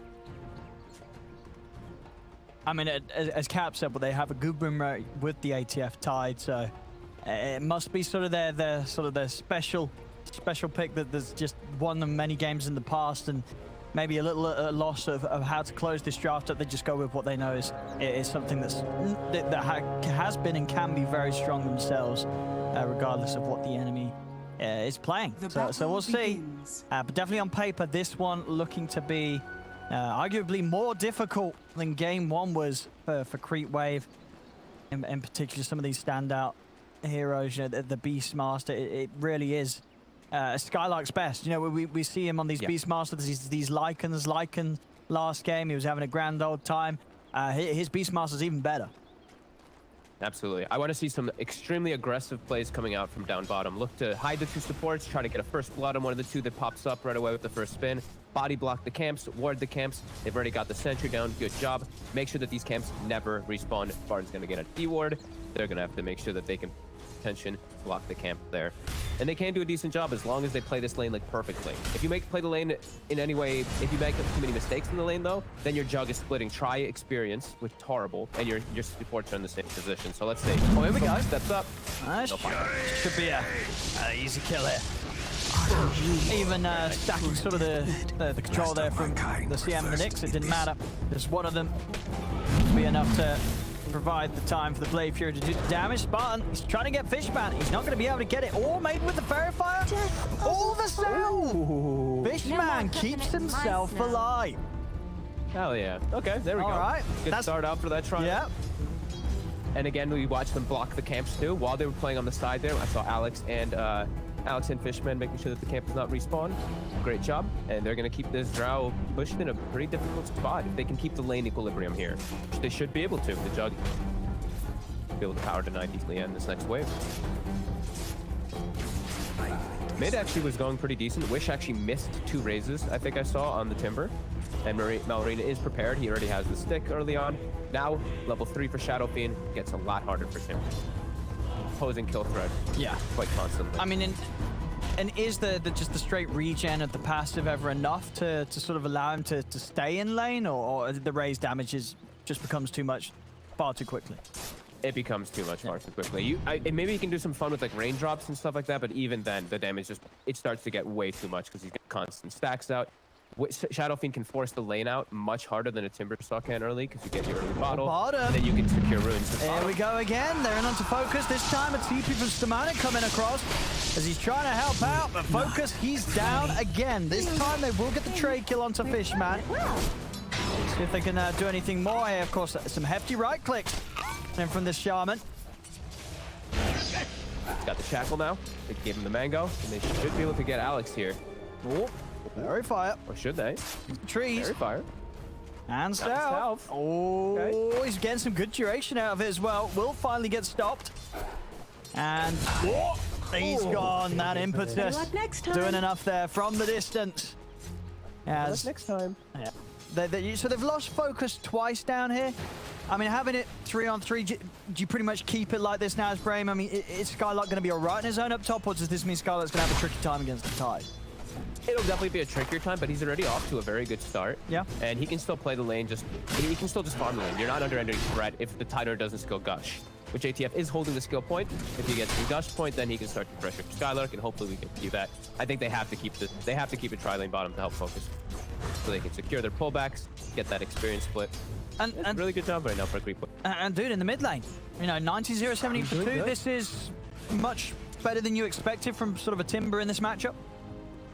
Yeah, I thought he'd be doing a bit worse for sure. I think it's still going to continue to get harder. Okay. Now it's level 5 on the Shadow Fiend, and he's able to push the lane in, and he's going to guarantee the rune probably for himself too, because the supports, I don't think they're going to be able to check this actually. So Maureen, just go for the top rune, go for the RNG.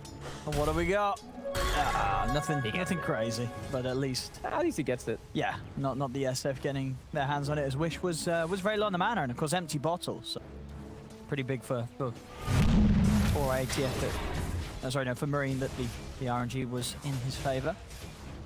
Yeah, that's very nice. Now he doesn't get pressured at all. He can actually stay in the lane, and this is actually going to be a pretty even matchup now. All things, all these things considered. Decent. And bottom, straight 3v3, and we're just watching it. Spartan looking for a particular creep where he feels like he can actually make the move, and he does find one. He finds himself a golem. See if he can set up for a kill. He's got to be a little cautious. I mean, if they go on him, Crystallis inbound. There's the opener. Crystallis trying to come across. Lock him down with the shackles. Some good damage from Focus to start things off. Frostbiting Staman, and this time around, CREEPWAVE not really able to pull it together to get themselves a kill straight up. Oh, I say that. The crit's there from Crystallis. Is able to come back and get the kill. He's got the healing ball point. Keeping it in a distance. They'll send the Mud Golem in to take it down, but Focus is gone. They're chasing on for Spartan. The Mud Golem holding back the chase from Crystallis. Actually also cancels the salve that was just popped on him. That's a little unfortunate there, but still kill-wise, they're getting the action. Mid setups there from Wish. He needs one more raise to hit this.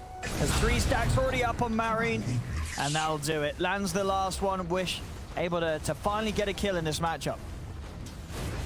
Great dance they did down bottom too, CREEPWAVE, versus this triple ranged lane. You know, if they don't get the instant go, they have to do these nice quick little resets, and they do decently. Yeah. So able to get this very clutch healing ward on the high ground, a couple seconds, and these fairy fires coming into play in these aggro. Very nicely done. And top, we see that Tidehunter is winning that matchup. He has the Gush level 2, so he's getting a couple extra boar kills for himself and slowing down Skylark significantly. This time round, Wish will find himself the haste. Mr. Manon, he's actually got the catch onto Alex. An easy kill granted to Wish there. Oh, Skylark got his courier. Looks like with the boar. Got Tidehunter's boots and a clarity or something that looked like. And Skylark is still able to get a decent amount of maximizing. He's actually started to pull the waves. He can't actually lane straight up versus the Tidehunter as mid. Haste on Wish. Bottling up. Oh, Marine in trouble if a few more raises hit. One more will do the job. He's out of mana though. He's balling up. He's 10 mana off. A raindrop. Checks him for a second. And the raise will come. Oh. There we go. He was trying to see if he could get away without popping the raise. It's, of course, better to play it safe. As with these sort of kills, well, same time, bottom Focus. Bottom. They've got the setup. They're in onto him. Focus hasn't got any backup.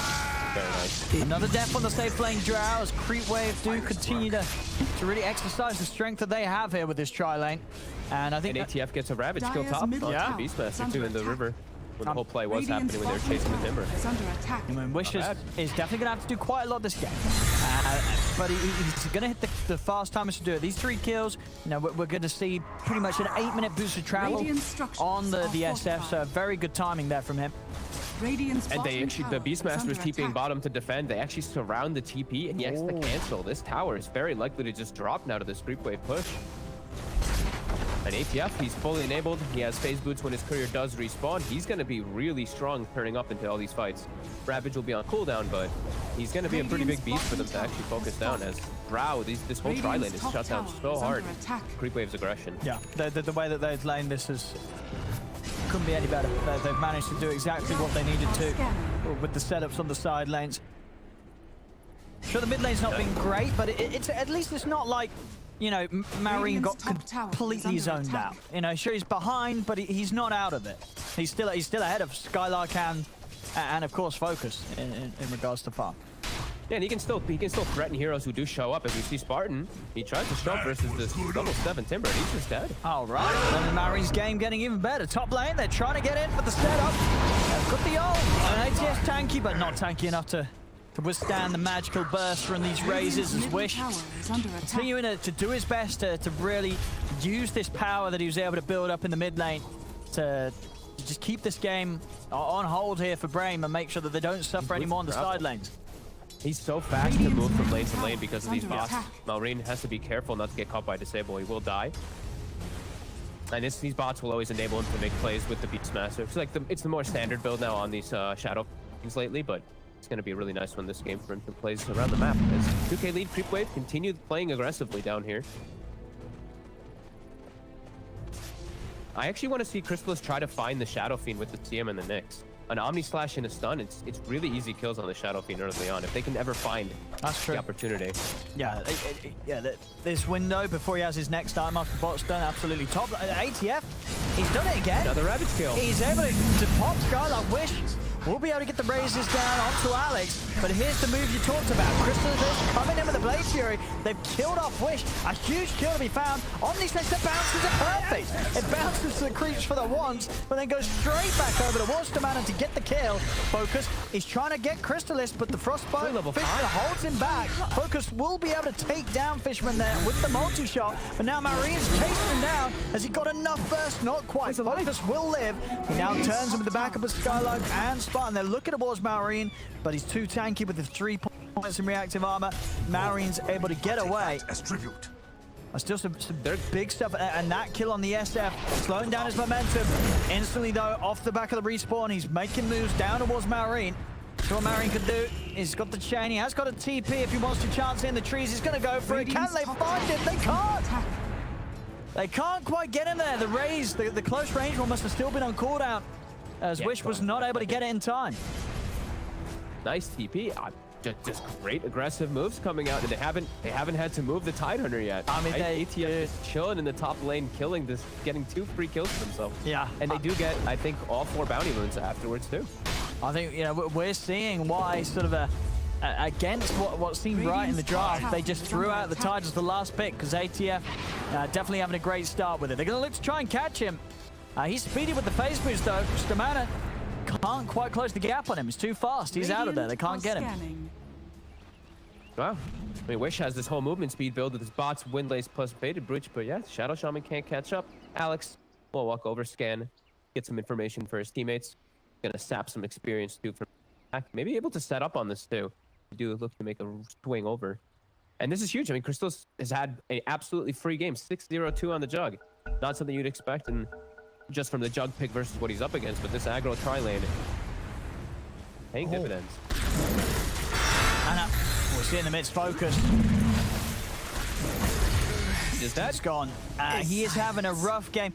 In this sort of game, I mean, I've got to ask, because, you know, this is something that I feel like, you know, what shows sort of how rough of a time he's having. Do you agree with he's got the Midas queued up? Is that really the only way this Drow gets back into the game?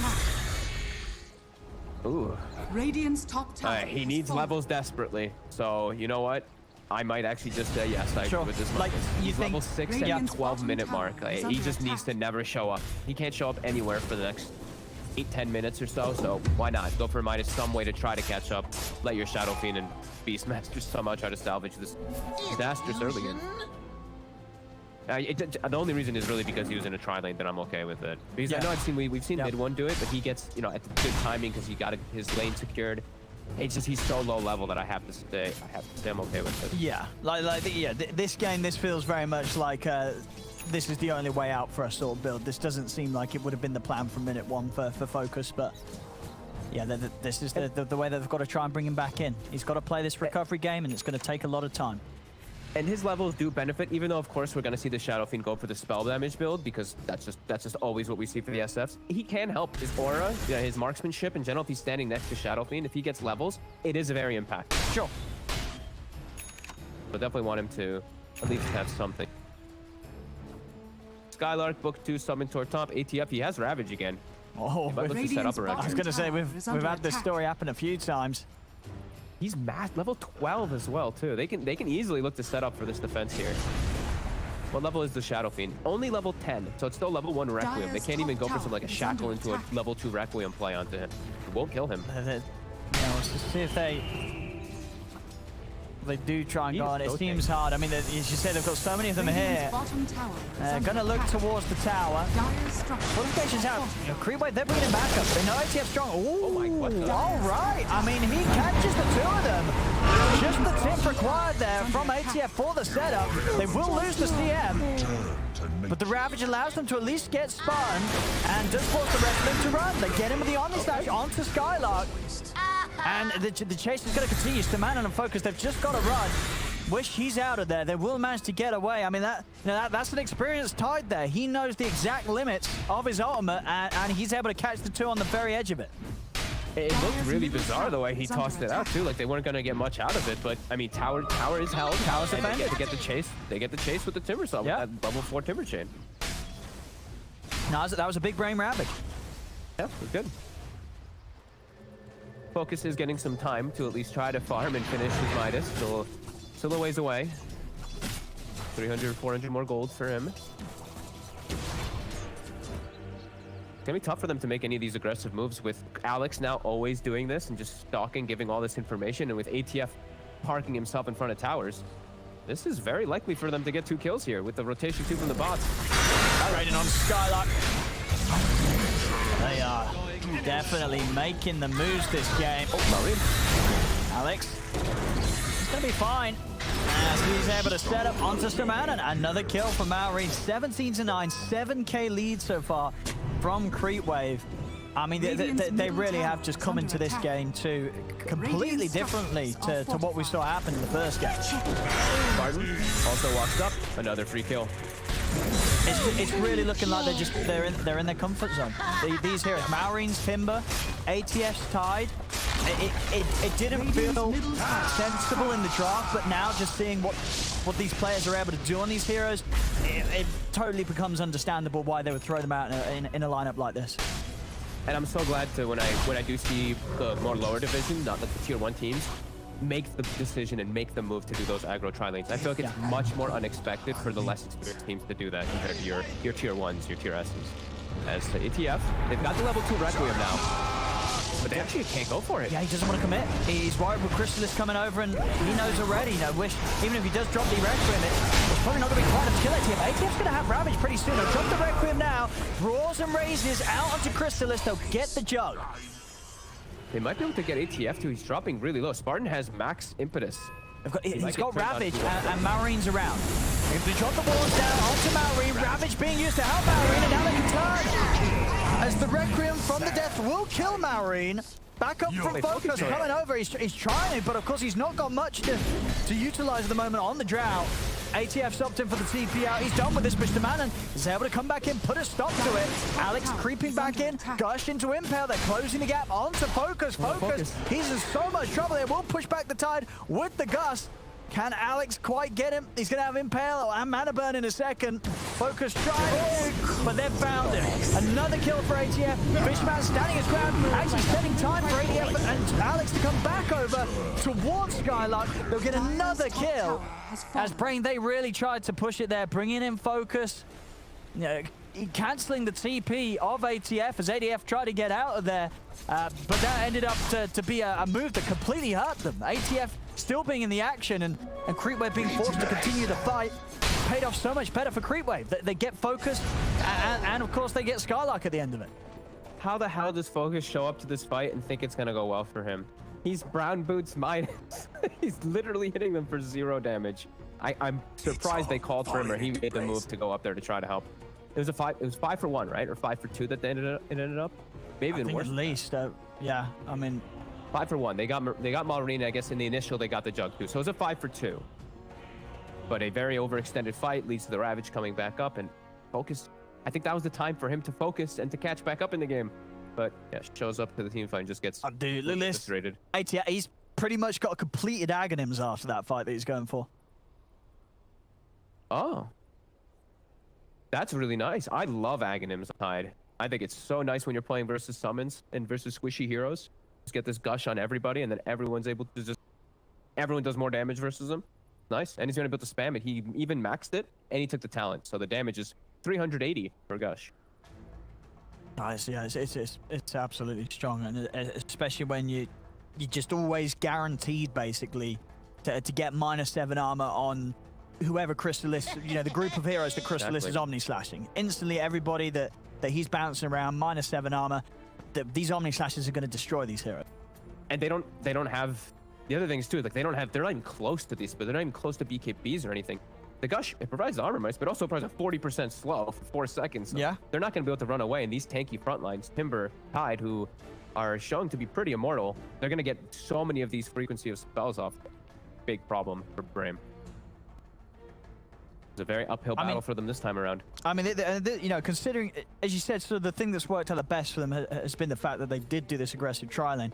But when you are starting to see some of the performances from these players, like, you know, Marin on his Timber, ATF on the Tide, do you think either of these are sort of warranting, you know, teams to sort of really consider just not letting these players have these heroes in this division? Timber is always one that can just get banned out if your lineup just literally has no damage. That one I could see. Tide's a little tough one to ban out. That's more like a last ban. Sure. Or if you have like a Tide Hunter, if you have like a Lycan or something like that, and you're just trying to cover your bases versus the hero. Tide's a tough one to ban. Timber though, Timber definitely. Malrine 8-3-2 in a very unfavorable matchup as we were. Against the mid SF. He died what, the once really in the laning stage when the Requiem was hit from Wish, but up until that point, not falling foul to the raises of the SF in the lane, played it smart and was easily able to match the farm that Wish was getting out of that mid lane. 10,000 gold lead too. 10,000 experience lead at the 17-minute mark. They don't have the team fight either too. They're more about like this pick-off now for BRAME rather than grouping up and going for anything into this Tide Hunter. It's very problematic. 70 seconds though, no Ravage. Let's see what they can make of it. Oh, Skylark. Yeah, he was...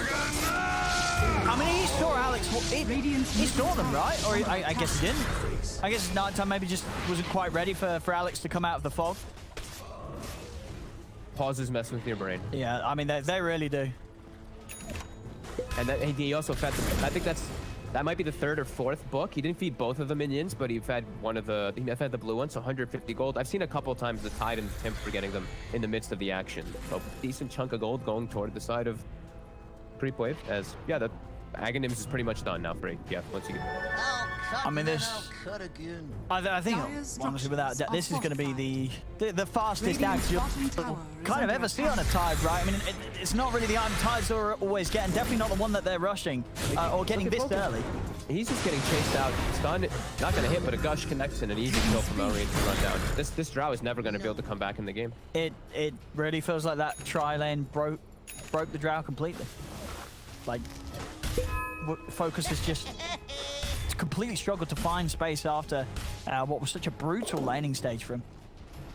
They can't do anything about the actual team fights now. So Ravage is back up. They have to just look for pickoffs with this book 3 if they can. try to get some information with the Hawk, but the Hawk, there's so much sentry coverage now because how rich these supports are on this side of CREEPWAVE. There's a sentry and a ward in most of the locations, so the Hawk is flying over. I've seen it get killed now twice also from the TM. We've got this gush now for the minus armor. Yeah. Can easily set this up. And I like this as well from Crystal. He did initially have the Maelstrom tutor past the Manta, but just going for the Axe. And honestly, because his Tide has an Axe as well, the slashes, the swift slashes, you don't need the damage from a Maelstrom. You're already just going to be able to do so much as long as you have the ability to jump in and get the hits off. Is under attack. Absolutely. I mean, the Drow can't do anything. No, a Gush and a Swift Slash, really he's probably dead. Wish being stalked by Alex. Wish is still 6-2 and 2, but it's such an uphill battle for him. He needs this BKB so badly, and he might just get found here. Alex. Oh. Get it. 2 speed. Skylark. They will find the roar, but he might actually just feed his minions and die. Oh my god, that did a lot more damage than I thought it would. That's the Kaya and the Nether Shawl. And the Nether Shawl. Without that would not have done it. He's got the beautiful stacking spell out there from those two. And Spartan in the mid. That's pretty dead. It's an ambitious salve attempted by Spartan. Take you. As 20 minutes, it's a full Bloodstone thanks to that kill as well for Marine. I mean, all 3 of their cores are just popping off. Whilst just on looking at BRAME, both Focus and Skylark, they're falling behind. Oh no! I don't know what you can ever do with this route. He's gonna Midas up in 4 seconds. But look at his items. These are 8-minute items if you exclude the Midas. But look at there's like 8-minute items. He doesn't do anything in the game. I mean, they really weren't. Everything. I mean, what could they have done better against the tri-lane setup from CREEPWAVE in retrospect? Are you looking to dodge it? Are you taking the Drow straight over to the other half of the map? Or do you need to have had your own tri-lane set up in response before Focus died the 2 times? They probably should have just brought. They had to do one of the two. They had to move something. They had to have just either completely swapped the lane, or just have the tri-lane there first. That's pretty much the only solution. There wasn't anything else really they could have done with their heroes. That's Spartan again. We'll go down. I think they're collapsing on these towers. I mean, they can stop nothing base Brave if they can want. do. They just hit the watch. Because now there's just nowhere for Focus either to go with the catch up and farm. And anytime they are looking to catch up and farm, pushing out these lanes, they're afraid. Alex is sitting on them, and there's a boot to travel on Timber that can dodge them. No space for them to try to catch up. The healing ward will allow this push to continue. And these summons just dying to gush. Another book 3 down. Given so much gold up throughout the game. Juggernaut!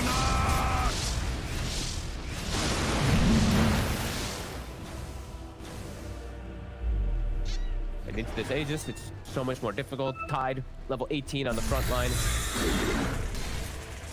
They're even sending the Juggaloozes to try to catch the bottom wave. Shaw will try to at least stop that in the meantime. Keeping BRAME locked inside their base, getting no farm whatsoever. And I think BRAME's got to do this. They're not going to win the game waiting on the high ground. They've got to go for risky plays if they want a chance here in the second game.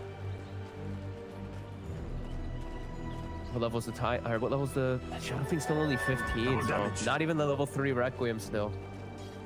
Not gonna kill. I mean, it's not gonna kill the Tide Hunter or the Timber Saw. It can kill the supports. It can still get the Jug if they can get it perfect. He has Aegis. I mean, Focus has been found. I see death. Dire are scanning.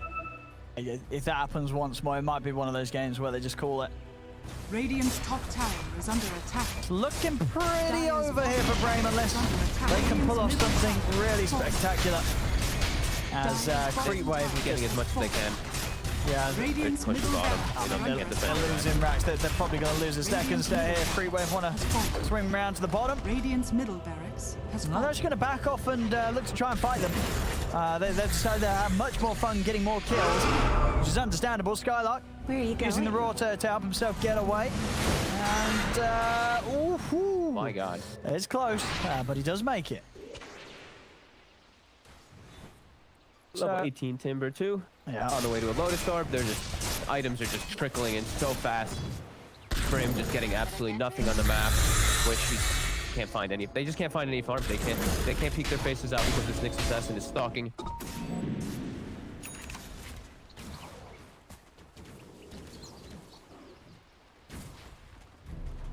Oh, he saw a multi-shot.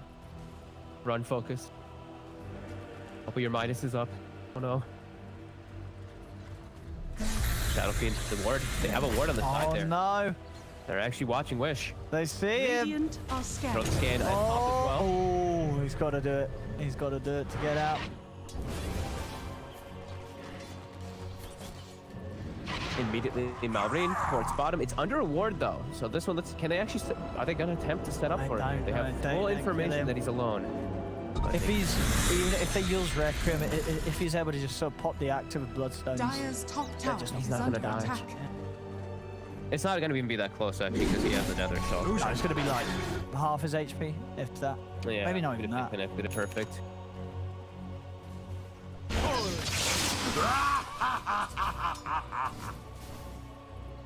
Man, I'm trying to do his best here. Side waves out. Shard. I'll take that as tribute. Alex is coming hunting though. He knows that Commander's going to try and stick around, and yeah, it's a good read from Alex.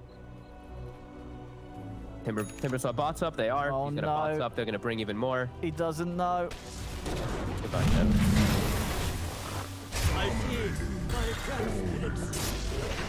Classic job. Oh, he's just trying to split push because he's got the he bought the Ag Shard, so he's just dropping the Serpent Wards with the Shackles in lane and just shocking. They just have to try to buy any amount of time that they can. It's not like time is really going to help them in this game anyway. Drow just will never be able to cover, but they're tempting. He did get his first time after the minus though. Did he? The Nice, Asher. okay. There he is. Well, half an hour. You know, it's been a long game for folk. Slow game. It's been a long game. It's, you know, it has. He's looking forward to game 3. I mean, these are the kind of games where, you know, Focus, he is gonna be angry in game 3, which could be definitely to Brame's benefit. You know, you get beaten down this hard in a game of Dota 2, you're gonna come back all guns blazing in the next game. Roar to run away. Will he make it though? The world. We also have a Basher now on ATF, so I mean he's just having a good time. Bash ya. Why not? I mean, you can bash with the anchor smash, right? Only one target, but Sure, yeah. only one target. I mean, yeah. I mean, they'd be pretty hype if you could get it on multiple. Dire are scanning. But indeed, we'll see if he's able to get some cool anchor smash RNG. Oh, there he did. Got to bash the ancient on the way Get a down. couple of them. I mean, if you're jumping into a few heroes, chances are you are going to bash something, right? But the auto is good. Applying minus 11 armor. Don't be mad. With now the minus 4 Yeah. armor gun challenge. Pardon. Running away, Skylar. Oh, there it is. Oh, there's the bash. The bash. Beautiful. The anchor bash. Anchor bash plus the anchor imp boss. Yeah. I love winning. Still So, holding Brame. well, split push, but I mean, his split push and wars are actually giving 100 gold every time when they kill all 4 of them, too. Oh, no. Lots of gold being given. Yeah, 22k lead. There. Dyer's top tower is under attack. Radiant structures are fortified. Radiant's bottom See what tower kind of defense is under attack. they're going to be able to pull together. He just can't. ATF, if he sees an opportunity, he's just gonna blink Ravage, and they only have the one BKB, so it's gonna hit Radiant's 4 of them bottom probably. tower has fallen.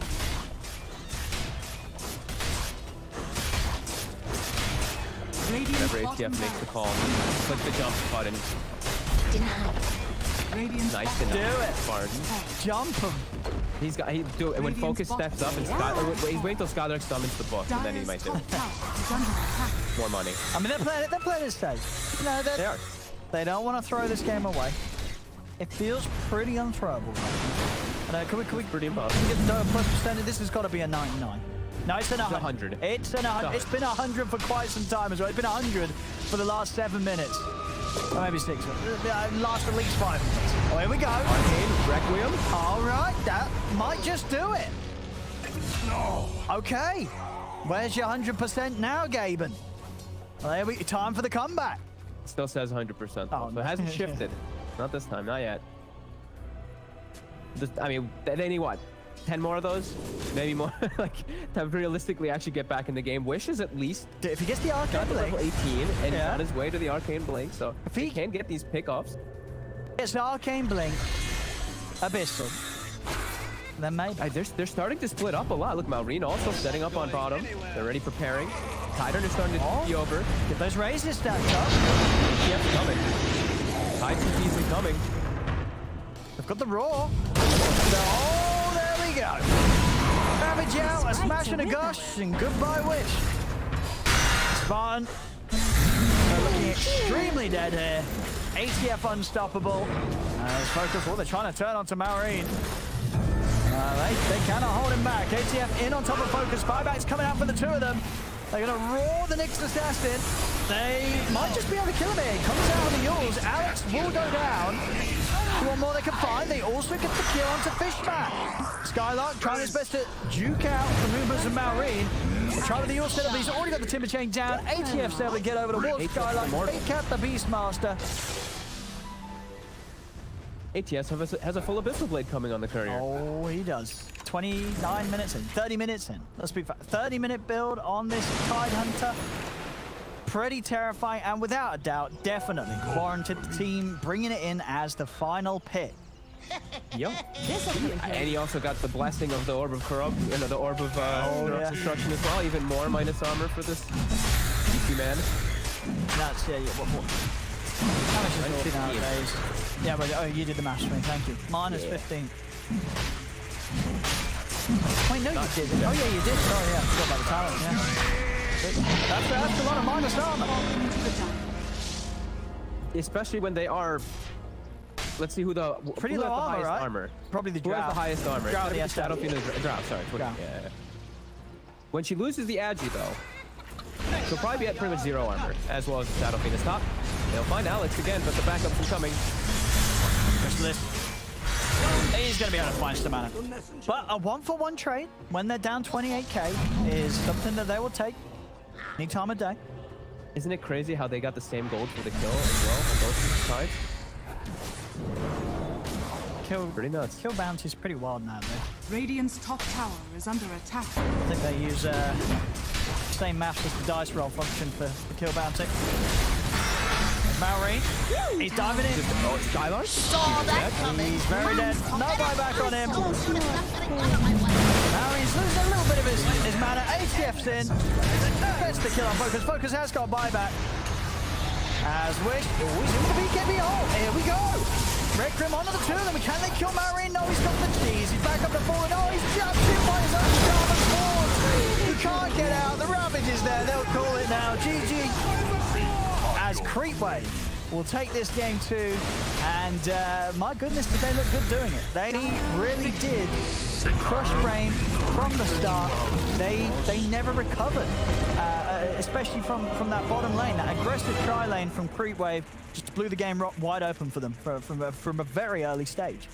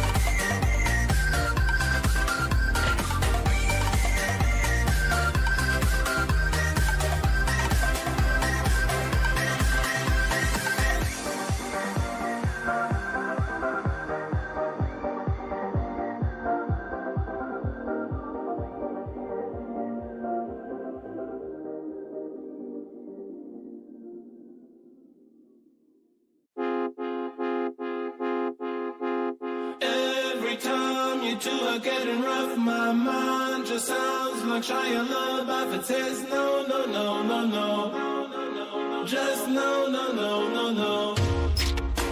And every time I see him with you, my heart sounds like Shia LaBeouf too. No, no, no, no, no. No, no, no, no, no, no, no.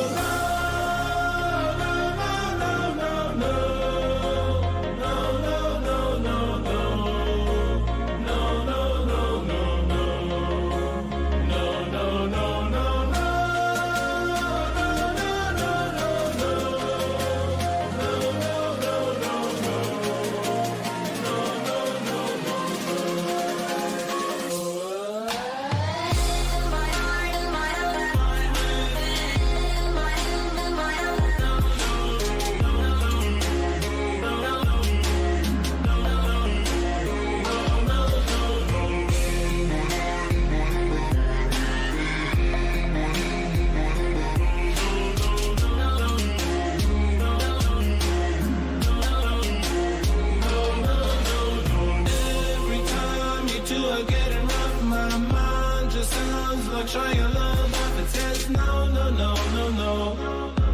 Just no, no, no, no, no. And every time I see him with you, my heart sounds like Shia LaBeouf too. No, no, no, no, no. No, no, no, no, no, no.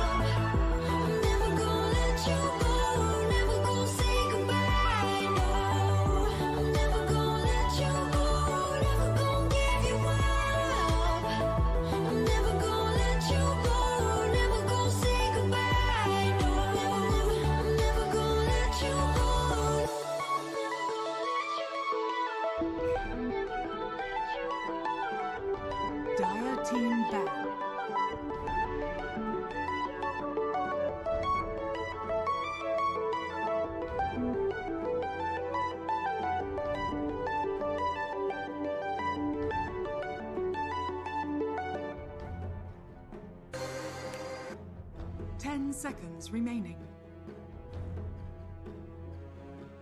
5 seconds remaining.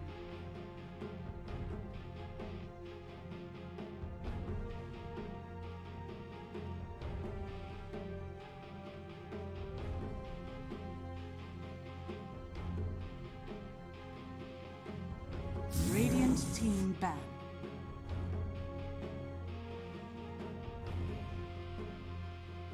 Dire team ban. We talked a lot about in this Radiant DPC team the back. importance of every single series, and BRAME and CREEPWAVE are both aiming to be able to move on from this lower division into the upper division by being top Dire 2. It all team comes pick. down to this game 3 to really cement a big lead for CREEPWAVE or the start of a comeback Radiant for team BRAME. pick. Tigov, Kyle, and BSJ, what do we think of draft-wise, gentlemen? I mean, we weren't impressed with the Drow Ranger, but both games it did seem like lanes were super important. I love these bands. I absolutely love these bands from BRAME. They're like, you know what, we need to get the Mars away because, you know, ATF, pretty solid Mars player. And oh, right, 10 game 2. seconds They had the remaining. audacity to pick the Timber just openly. All right, let's get rid of it. Get rid of it. Team We don't see it anymore. Big boys are gone. Radiant team And pick. CREEPWAVE, they banned the Nyx this time. They're sick of BRAME taking it right off the bat. Oh, wait, no. CREEPWAVE was taking it twice in a row. They just get rid of it from themselves.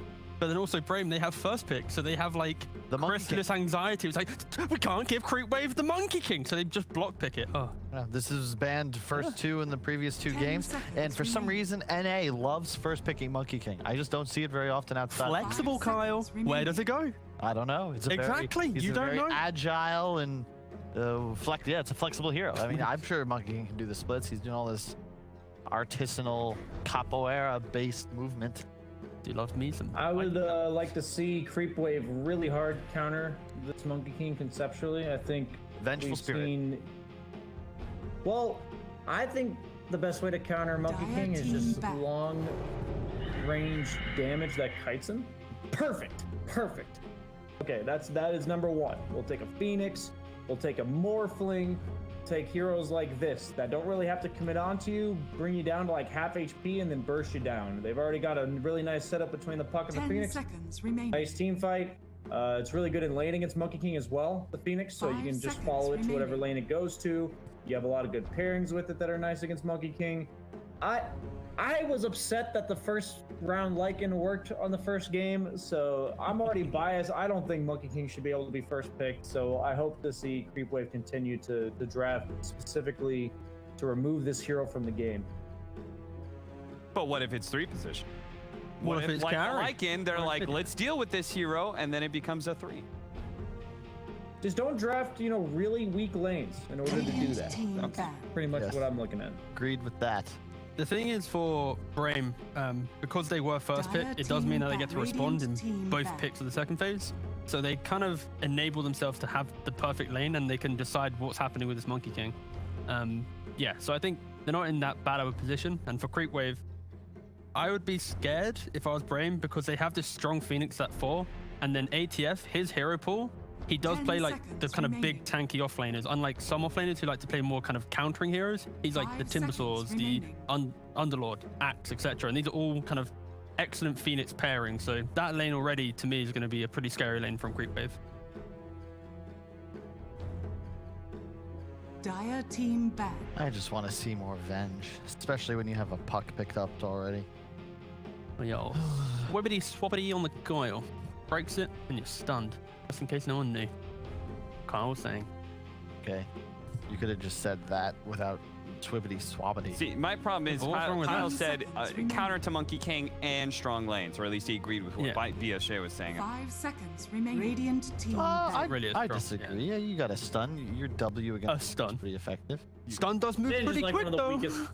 She's like Wyvern tier, man, in the landing stage. I don't know. Dude, Wyvern. she's- Okay, how about one above Wyvern? Wyvern tier is its own tier. No. Okay, No, no. Wyvern Whoa, is whoa, One whoa, whoa. above Venge because she is goes deep. really well with like What? Drow. 10 seconds. Really Look, good. Wyvern's better than Venge. Wyvern can at least push out the lane and play out a game. Venge is 5 just like, seconds remaining. stun, don't hit my carry. But it's a lot of damage. That's it.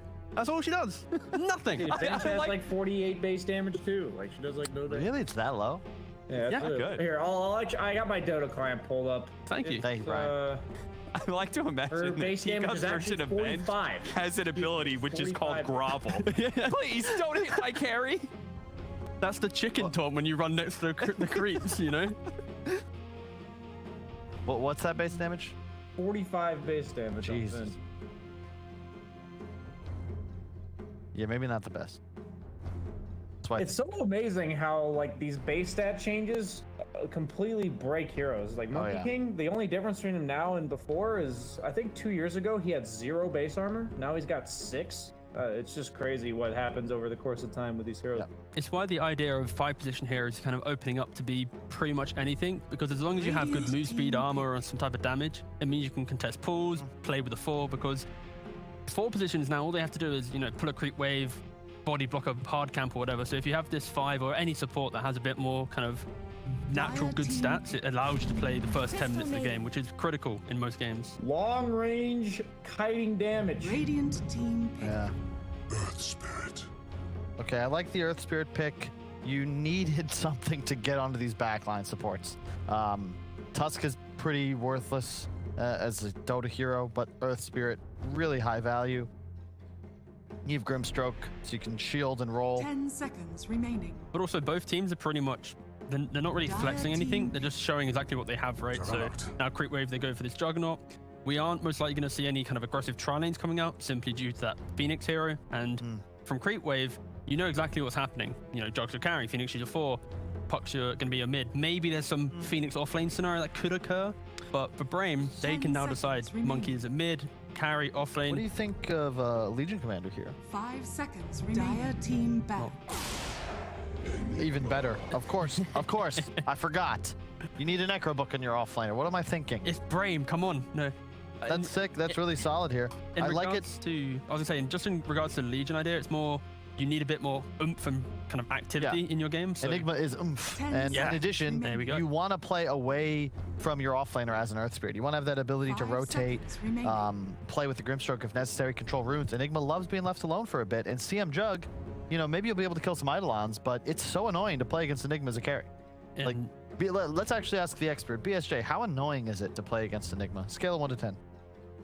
I would say my enjoyment of this patch is very low because I get to lane against Enigma. We need a number, and Brian. Beastmaster, so maybe like a 1. Thank you. A 1. Unless 1 on I'm the Alchemist. BSJs. If I'm Alchemist, it's a 10. Other than that, it's a 1.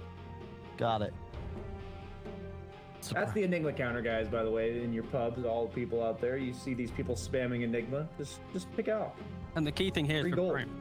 They did pick up this hero that, like the Earth Spirit, that because you have this offlane that is independent, Earth Spirit can now do exactly whatever he wants. You have this Grim 5, enables the Earth Spirit, and let's say it's Monkey mid or going to be carry, whatever lane they go to as 3 should be dying, just like CREEPWAVE did in that second game. I'm sorry, did team BSJ back. scale go 1 is good and 10? No, I believe the one was bad. You know, I've heard Yeah, people 1 was say that. bad. I hate laning. 10, Wait, what? 10 is always good. People have asked me, like, how do you, like, how good is your food? And I'll be like, a 2. And they'll be, oh, really, that good? I'm like, no. Like, what are you talking about? Where A are you? higher number is What's better. scale? Who uses this? I Call don't them know. out right now. I honestly don't know. But there are people who do Radiant that. team disgusting. back. It's the same. It's like, okay, the expression, it's all downhill from here versus all uphill from here. All downhill means it's getting easier, not harder. What if you trip up and just roll down the hill? That's pretty painful. But And I've had pick to up explain speed, this. which People means think that it's getting more and more I did once run down a hill and couldn't stop my little legs from running. That was Seriously, scary. I had somebody try to convince me that if they say, yeah, it's all uphill from here, is like, 5 that means things are seconds getting remaining. better. Like it's looking up. I'm like, no, No. all downhill because it's getting easier. We're rolling downhill. Right? Like, am I crazy or Dire what? team pick. I think BRAME, they're not too crazy with their bans though, because they are really showing a lot of respect to ATF. I just love the fact that so many offlane bans here. And he is, by far, I think, the star player for CREEPWAVE. I think he's the real showcase player from No Division, in my Oh, for opinion. sure. Dude, They play ATF. Mag. Who? 10 seconds remaining. I hope not. Oh. It's like a really ATF. nice Mag game, man. 5 seconds remaining. I kind of disagree, mate, because no one stands up front and enjoys the fight. Puck and Mag and Phoenix all going to be kind of playing on the fringe of the fight. Jug might be up front, but there's a black hole. Oh, you got the counter initiation, the black hole. I feel like it's That's a really true. hard game to black hole if the and you can go tanky items on the Jug that enables you to stand True, in front because true. you have the damage of empower. It could happen as well. ATF said it pretty much every game CREEPWAVE plays, but this guy was Radiant so team pick. heavily recruited. I speak And I of was the trees. considering that maybe this would be a pickup, but I didn't think they would run it mid or carry, and it does look like that'll be the BRAME play. Don't mind it though, you can play with a lot of tempo with this lineup. They could take all 3 towers by 10 minutes. The question is from BRAME, do they actually play the Grimstroke mid? Because this could easily just be the Spartan 5, Ooh, and then the Grim mid into the puck, and then the whole that's idea pretty of that sick. fight. Yeah. That's pretty sick. You may Doom now mid. select your heroes. Yeah. No, it's It's a Doom front offlane. line- It's Doom offlane. It's ATF. It's a Oh. frontlining big boy Yep, ATF classic. that allows you to counter black hole. That's kind of what you wanted, right, Tico? Yeah, I just want a bit of science to go for the fight. And it is a mid profit against Puck. That is actually a pretty profit favored matchup. Puck has really low base armor, and you just send Trance and hit him in the face. All right, BSJ, who you got? It's your chance. You got to get one prediction right in this series. I don't know. I'll just go with the Enigma lineup. They have better lanes. I'm gonna go against BSJ. He's been wrong every game. You're back on the BRAME. Man, I'm not even thinking about past the 5-minute mark. Doom. ATF. Boom. ATF. Yeah, ATF is 10 gonna seconds just bust remaining. open the door, raid the place. You're doomed. That's it. 5 seconds Also, remaining. Amara's. What can I say? They've spoken. Okay. So we're all just going to go off of ATF? Nah, mate, back on the BRAME 'Cause train. They were split, let's first go! of all. He liked Doom, Nah. he liked Enigma. Those are opposite They gotta sides win. there. They gotta win fast. I like the draft a little bit, but I just have a feeling that CREEPWAVE is they're done messing around. Show why they're top. Okay, well, it sounds like we're going to be seeing a fast-paced Game 3, which is exactly what you want to hear when OD Pixel and Fogged are on the mic. Absolutely, Cap. Yes, let's hope that we get a lot of fun here in Game 3 between CREEPWAVE and BRAME. Fogged, a little split across the panel and between BSJ as well on this one. I mean, for you looking at this, and from what we've seen so far from these two teams, who do you believe is going to be able to take it the whole way and get themselves the win here? This one looks like the BRAME can actually make stuff happen if things do go wrong. So from what I saw, at least in the first game, I'm probably liking them a little bit more. I do like CREEPWAVE's draft though, for the most part. That ATF is the only frontliner and he is into this Monkey King. Everyone else on their draft is so squishy. Just this Doom to be that tanky. Make spells get casted on him, which concerns me a bit because they have so many different ways to actually just kill a target. They have so much kill potential on BRAME. And I feel like the heroes are just going to be left vulnerable because the Doom's not going to be able to. And so, overall in the early game, you expect CREEPWAVE to have the harder time, like the lanes in general are better for BRAME? Yeah, I like their lanes quite a bit here. They'll be able to pick and choose the lanes too because they have this Nature's Prophet and they have the ways to solidify the lanes with the Earth Spirit, with the Enigma. So the Earth Spirit can make moves all over the place because that Enigma is self-sufficient. Oh, let's see. Let's see if BRAME do indeed get themselves a hefty lead at the start, or if CREEPWAVE is able to show us what they pulled out in that previous game. That the way that they were able to just sort of crush at least one aspect of BRAME's lineup very early on and make it so that BRAME just could never quite recover.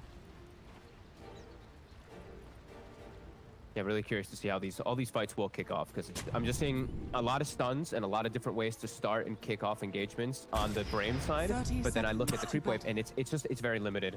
Let's get a nice devour. See that there? ATF calling us out. Well, sorry, but I believe your name's not too family friendly, but we'll call you Amar. If you want to know how his name really goes down, you can find out on the internet. I had a bunch of people message. This is a kid-friendly show, so we're gonna be we'll call you Amar. ATF, no worries. And he does get the devour right away, so he gets some nice money going his way, and the cooldown will be coming up right away when he gets to the lane. Yeah. And they're actually going to posture themselves as this, I guess, kind of in a way dodging the lanes. It looks like the read is coming out from the lane, from the side of BRAME, and they're going to get the lanes that they want. Monkey King versus the Doom, and having the Enigma versus the Jug.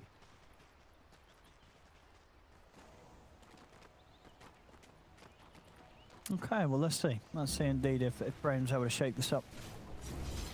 Yeah, I'm going to watch mid a lot, too. I want to see how this matchup is now. If anything has changed from the past, because Puck is that much stronger now, but I don't think it is going to change. This is just a matchup that's always been there.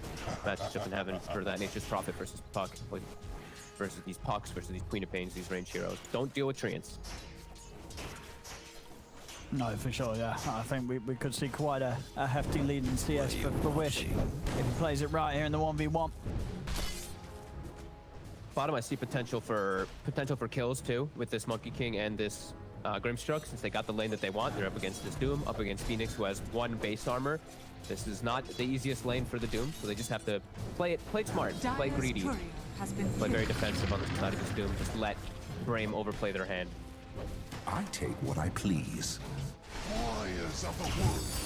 Fishman, Dire's courier he's has dead. been He killed. got that courier, but he just walked into the tower for it. Fool's first lesson is I mean, hey, he got the trust. courier. I thought he got kicked in at first, and I'm like, wait, We just only has went a in. rolling boulder. Like, what the hell is going on? All right, well, that's one way to get the first blood. He got 2 couriers, and I believe he set up for a couple Eidolon kills or something. No, I'm out. Feeds his life away.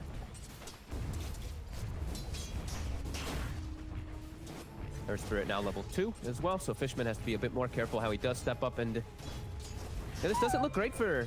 Doesn't look like a great position for the Jug. His last hits are pretty decent. Yeah. But I'm watching Stahl doing a great job with these Eidolons too, just blocking the camp, the hard camp. They might lose all the Eidolons for it though. Oh, that's That's not good. that's nearly 200 gold straight up for Crystalis. And the Earth Spirit actually blocked the camp, so they didn't need to send the Eidolons over from Scar. Like he actually over blocked the camp. They put it there. And we're seeing Stock. He is setting up around mid. The orb was just used. He's looking to go for this attempt here. The Enigma, as we said, perfectly fine on his own. And he's gonna wait for this orb to get casted and maybe try. He's gonna be on the range creep. Yeah. Bottom. I've got the setup with the X-Rock. Can he get the Jingu stack up? Ooh. He does, but he's not able to benefit from any of the hits afterwards there with that attack speed slow from the Phoenix as Amar gets to clean up the 2 of them. And top again. Also now Skylark getting ran down. Will survive for a second, but that extra last hit. And now Reen just concentrated by Shidon. And that's what we're mentioning for bottom is don't make the aggressive move yourself as a Doom Phoenix. Let them make the mistake. Let them try to overplay their hand. And they did that perfectly with that Scorched Earth and with the Fire Spirits.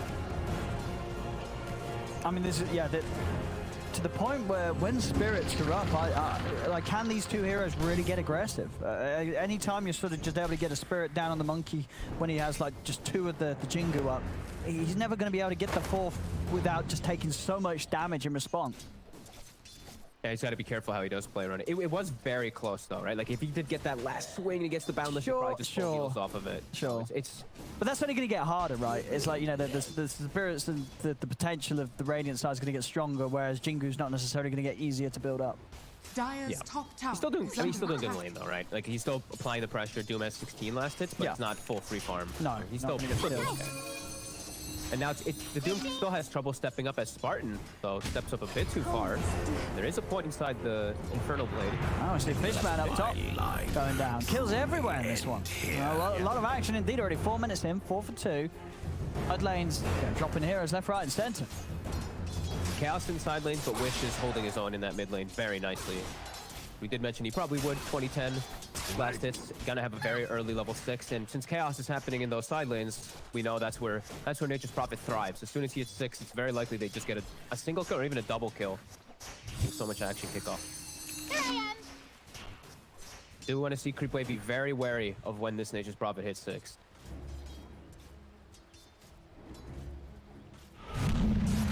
Top, they're looking again for Skylark. They have to be careful. Shto is just waiting for the positioning to kick Fishman under the tower when they do get those Eidolons some.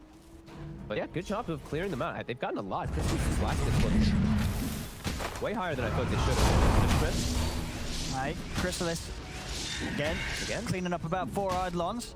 Stamanen is he going to be able to quite find the kill? He's I able guess to, the only one though. yeah, stop at least the Fishman CM from getting the free heals from Crystalis. And it's gonna be, is that 4? It looks like 4 bounty runes.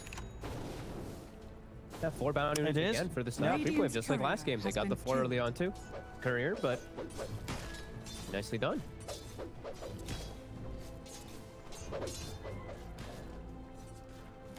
Focus is still, they didn't decide to swap the lanes, so Focus is still getting a really good farm down here, even though he did get that 1 death. They get the silence, Alex, and there's that NP ulti. Yeah, now he's in the 6. He's always going to have that to offer up. Spartan with the cool skill build too, because he is playing versus that Phoenix, the 1-1-1, rather than getting Morning Swell as top. Fishman very close to dying, but he will survive. Dyer's I mean, structures Leaving are that Phantom's fortified. Embrace for the kills, though, so I like that he did go for this little bit of an unorthodox skill build. Trains to check the runes. The other beautiful thing about Nature's Prophet, don't need to commit your hero to go ever deny a rune from that opposing mid. Train kills a haste rune bottom.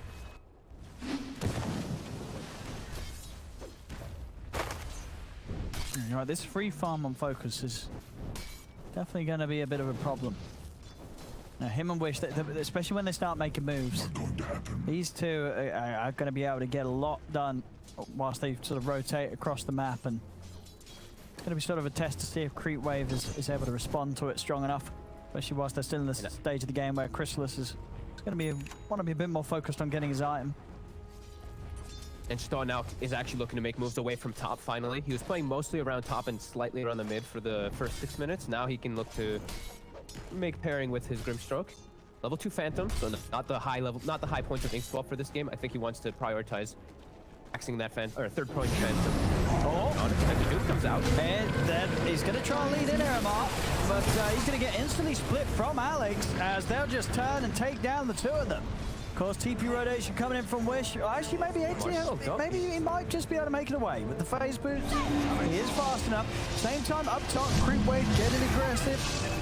Launch the Enigma and will manage to find him. So not losing the two down there, just the one.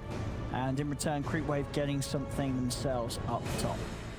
He does get the Book Summon and the Eidolons before he does die, though, so he's able to just kill this whole CREEPWAVE. So they can't actually turn this tops into a push at all, which is pretty good for this side of BRAME. I'm surprised they didn't kill Alex bot. Alex was literally one hit. They just full focus onto Amar. Wait, I thought they did. Oh, they didn't? They didn't. He lived with 9 HP and he walked away. Okay, so they didn't get either. Oh, now they did that. Or maybe not. No, Alex is able to actually get the kill on Stomanon. All right, teasing them there. Double damage. Well played by Alex. That just happened as he still has his Tranquil Boots, healing himself up, staying in the area, level 5 now too. Yeah, the Nature's Prophet bounced and got him down to 9 HP and he ran south when they all focused on the Doom and he lived.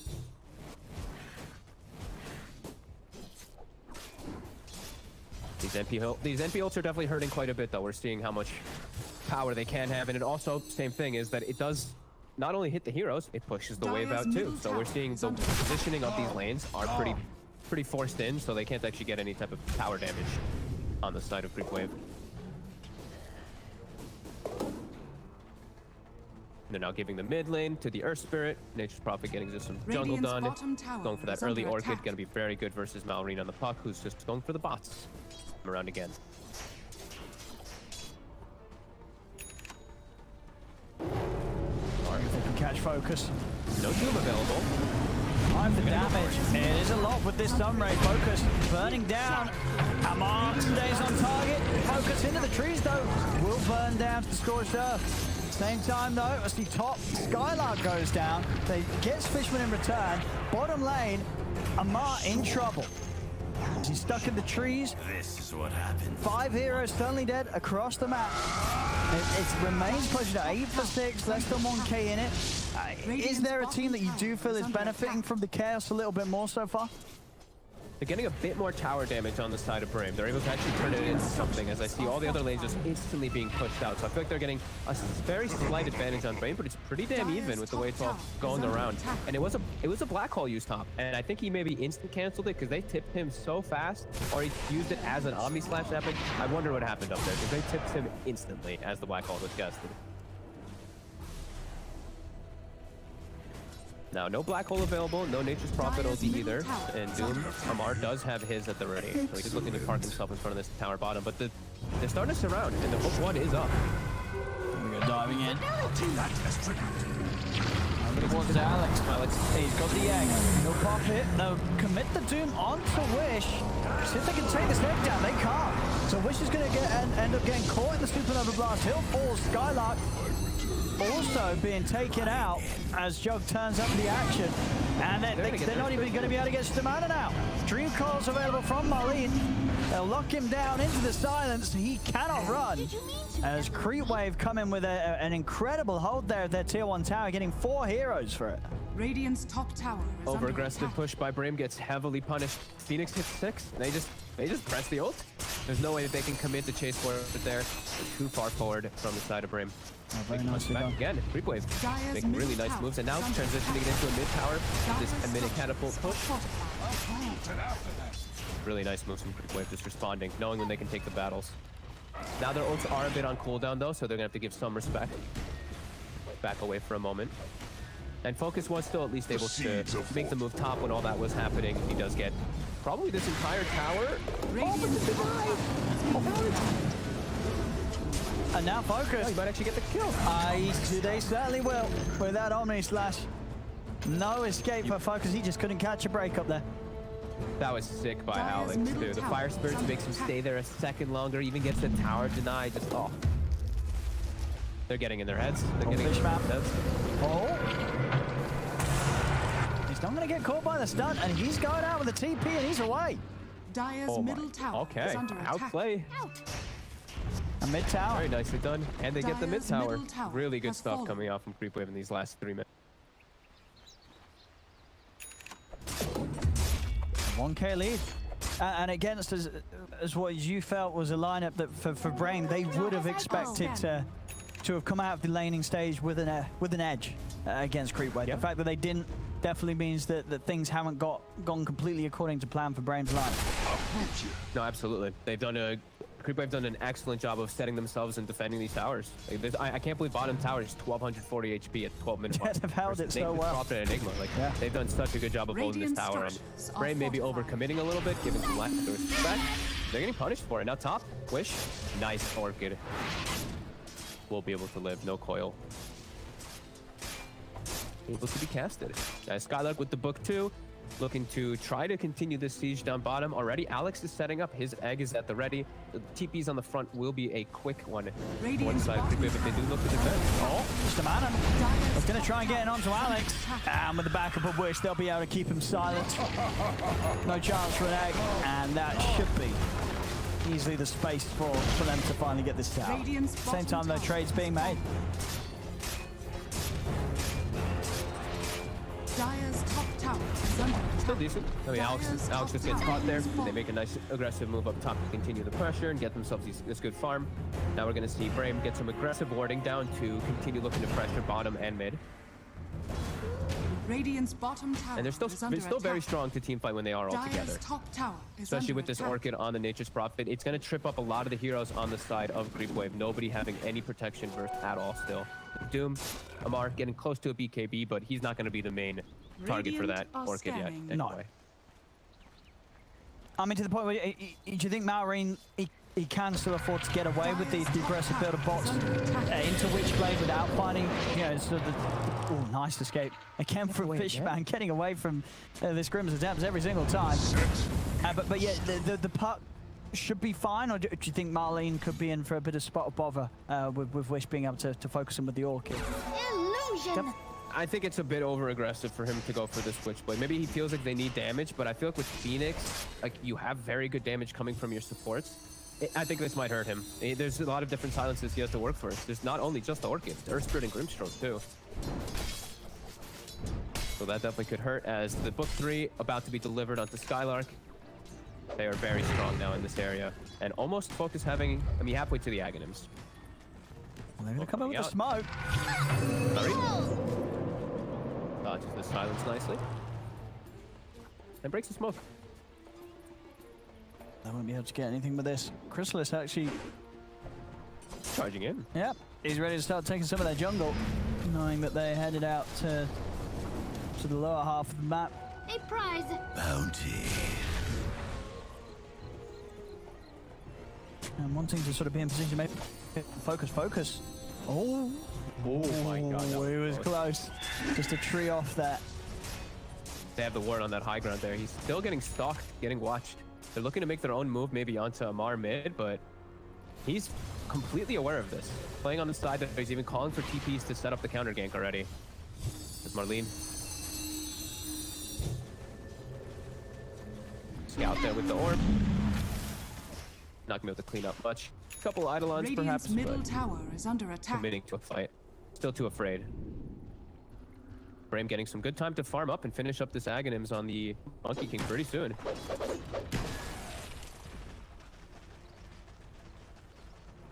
Yeah, the whole team really in position to make sure the focus is going to be safe whilst he finishes the Dire's side middle up. tower is under attack.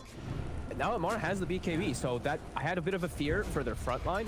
Now with this BKB, he's going to be able to mess with the initiation and mess with the actual attempt of fights from BRAME. He's going to have all this liberty to just charge and pick whatever target he wants to go with the Doom. Dire's structures And they're are even getting some fortified. really nice damage on this top tower too. I think they try to, I don't know if they're going to be able to defend for bottom. No, I think I'll leave this. Look at this push with the necro books of the Eidolons. Top tower is Yeah. under attack. This is No one defending, no one TPing the tier 3 either, so just clearly showing they're not even Radiant's bottom in any tower realm of able to has fallen. defend. They'll get their own trade. Dire's top tower has fallen. Outpost for outpost. Dire's middle tower is under attack. BRAME, they're going to start Radiant's poking a bit at the bottom tier tower 3s. is under attack. See what sort of response they get from CREEPWAVE. It's gonna force a reaction. I mean, the catapult is still alive. Eidolons and Necro are tanking. Decent damage on that tier 3 here. Both teams doing pretty much exact same ward Dire's coverage middle of the tower opposing is under sides. attack.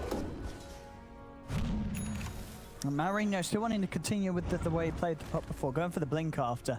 Again, rather than anything to remove those silences. But I guess, you know, if he's quick with the blinks and the phase shifts, he could always get away before any damage comes in after some of the silence. Yeah, either he lives or he just instantly dies, right? So it's gonna be really, he has to be really careful with the way that he does commit forward and just have vision pretty much of profit. Oh, Omni slash in. Oh, it's over on a Skylark as well, but the bouncers take him over towards the Eidolons. He's burning down to the Sunbreak. And they get the kill. Fishman. Oh, they're trying to save him with the healing ward, but the nuke from Spartan finishes the kill. Crystallis gets a lot of nice cleanup gold. Gets both of the books and all the Eidolons as well. Over 300 plus 300 to 400 gold for him. And that monster Mana's already out. Focus is still around. And he instantly into the trees. They'll hit him with the scan, but a little too elusive for them to chase. So Is under attack. Focus able to live another day, get his Ags finished. And will now start to be able to step up his farm game and begin to attempt to close the gap on Crystallis, which is going to be hard to do. It's 5-0-1, excellent KDA. And as we've just continued to see, just getting so much extra gold from all these sort of summons and creeps being thrown at him. BRAME is gonna have to wait until they can still fight now because they do have the BKB on the Nature's Prophet, but I think waiting for BKB on the Monkey King is probably the better thing. Just the spell is in control in team fight right now from CREEPWAVE. Just them using their abilities is gonna end up killing. So right now they have to be a little careful of how they do get ran out. If they can catch the puck with an initiation, that's phenomenal, but most of the time with this Doom BKB, it's gonna be Amar kind of starting off the fight. BRAME needs a little bit of time to try to get these BKBs before they feel very comfortable of.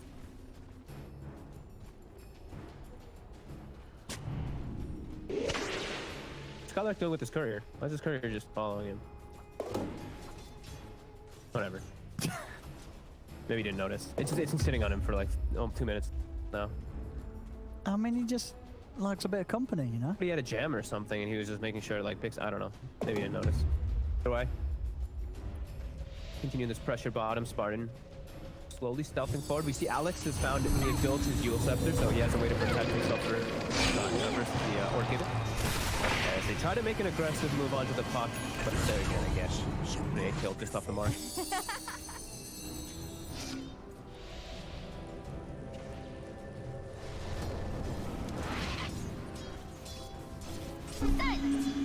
CREEPWAVE doesn't seem to mind this at all. Just farming, they're just letting BRAME attempt to make these moves. And Yeah, I mean, they do have a pretty strong scaling lineup too. Sure, they're playing into the Enigma and the Monkey King, but Jug and Doom, these heroes can take over late games very easily. Radiant's yeah, middle I think tower CREEPWAVE are going to be with the fine puck, with this too. chill. They're Yeah. not in their mind at all. Yeah, all three of their cores farming perfectly fine. And it really is on the side of BRAME. Aggressive build. Who is? That was aggressive build too, so like their scaling thing is just it's really good for them, even as they transition into the later stages. I mean, they've got the double blinks. They're ready for the initiations. I think, yeah, the pressure definitely on BRAME to do something. Dire are scanning. Yeah, and Alex is level 13. This is a very high level Phoenix too. These team fights are looking very difficult for BRAME. They have to have like a pretty ideal Wukong's command and Black Hole for them to look to actually take it. CREEPWAVE, they're charged on Jug. Yeah, it's going to be super hard to hit this egg. Oh, easy Curcuit. Dire's courier has been killed. As BRAME will Dire's know the middle tower whereabouts is of them under attack. now, and we'll see if they do still get caught out by this, as BRAME are sticking around on this top lane. The BKB Doom. Spartan is chilling. They're trying to get the puck. Again, can't catch him. No initiation. Yeah, now they're just going to turn. That was a bit of an ambitious move there from the two of them, diving in to attempt to grab Marlene. It's not going to happen. And now Mar's going to try and chase for more. As they're in over towards Spartan. Sentry's down. They step out the range of the Inkswell and then come back in for the finishing blow. As BRAME really just not having the execution and coordination they need to try and use that early game strength they expected to have with their heroes, as CREEPWAVE are really making the most of it. It really does feel like just farm triple BKB cores on BRAME before you can look to do anything versus CREEPWAVE right now. CREEPWAVE's feeling themselves and just knowing exactly where they need to hit on the map. Around this roach pit, they make that smoke, they get those kills. Now they can actually secure this BRAME. They can't make their way over here at all, and not a place to fight. Focus still quite a ways away from that BKB.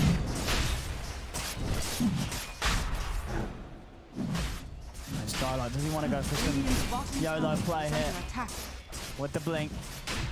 Dire's courier. Sending the Ottawa to scout. Nah, he's not going to make the move. To the Radiant. Radiant's bottom tower. Yeah, now is having to under deal attack. with an Aegis on Crystallis. It really does feel like that every moment this game is only going to get harder for BRAME.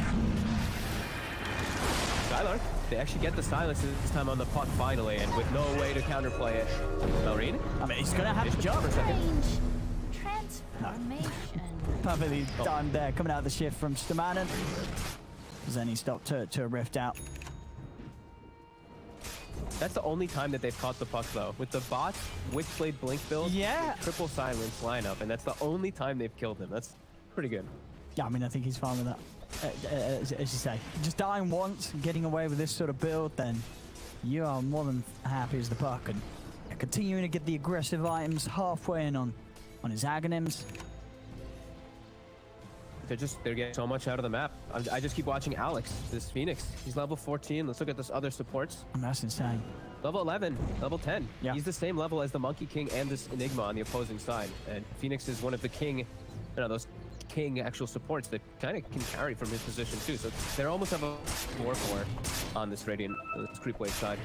Yeah, especially against a team that doesn't really have any insane capabilities when it comes to taking down the they haven't got any sort of amping up abilities or attack speed benefits that are going to be able to help them deal with it in the fights. That most of the time they're going to have to run.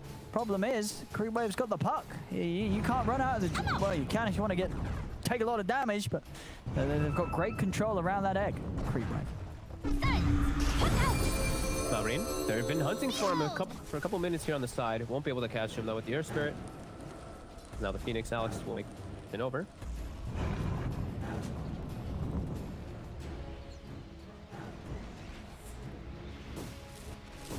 Dire's middle tower is under attack. BRAME, I mean, BRAME, I guess it is hard now that the Aegis is on Crystallis, but for themselves, very much just trying to play the farm game as well, trying to keep up with CREEPWAVE. It's just sort of hard to see if that's really going to work out for them here in this game. Crystallis, he found Spartan. Spartan will not be able to save himself. I'm watching Focus not farming either. What's he doing, sitting in trees? This is exactly why. Radiant's top tower He's just is sitting in the under trees attack. scouting, and the moment he jumps down, Marlene sets up, actually almost catches him with the coil. So it's for good reason. Focus is just feeling the pressure. He can't actually get much on the map. Radiant's He's been down top here, and tower he hasn't has fallen. increased his last hits by much in the last 2 minutes or so. He's just been jumping around. I mean, I guess they feel that as long as one of them's getting farm out of Focus and Wish, that they're kind of cool with this, because Wish is he's still top of the net worth. Still incredibly farmed on the Prophet, this Bloodthorn BKB. But when is Focus going to be able to actually fight, though?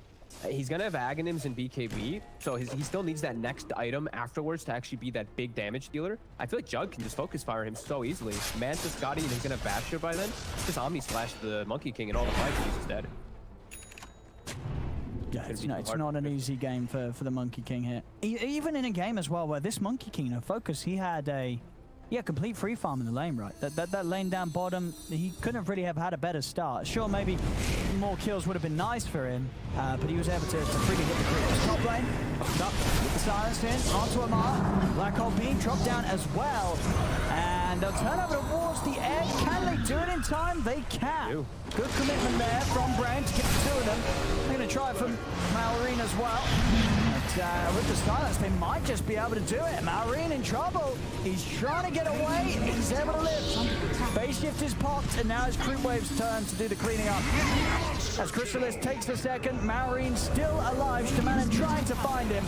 But without Chrysalis blocking it up, Malorine, he's going to be able to stay out of the range of the Magnetize, and he will live. A clean up for CREEPWAVE after what looked to be a decent start there for BRAME, committing that black hole and taking down the Supernova, but that just a little bit too far behind, and CREEPWAVE bringing in more numbers than BRAME was able to get over there. Overstayed their welcome a little too far. Mallory actually baiting the hell out of them. Not having the way to play around the silence in the direct counter, but just being able to dance around. I mean, yeah, to make them stay around too long. It's got to be pretty infuriating for BRAME, right, playing against this puck when you know he's got nothing to take the silences off, but you're still not being able to kill him. Like he is, he's definitely gonna be having a smile on his face this game, Malorine, as he just drifts around them. Continuing to give space for Focus, and he does have the BKB. He's on his way toward that next item, and they did shrink the lead by a decent margin there, at least for a small moment. It went from 4K to 2K. Experience still heavily dominating for the side of CREEPWAVE. They've just been able to, like we said, get more out of the map. It's been Focus really just jumping around the trees for a very long time. I'd be very surprised if I don't see them place a ward down there on the side of Creep, because he's been lingering around this tree vision for such a long time.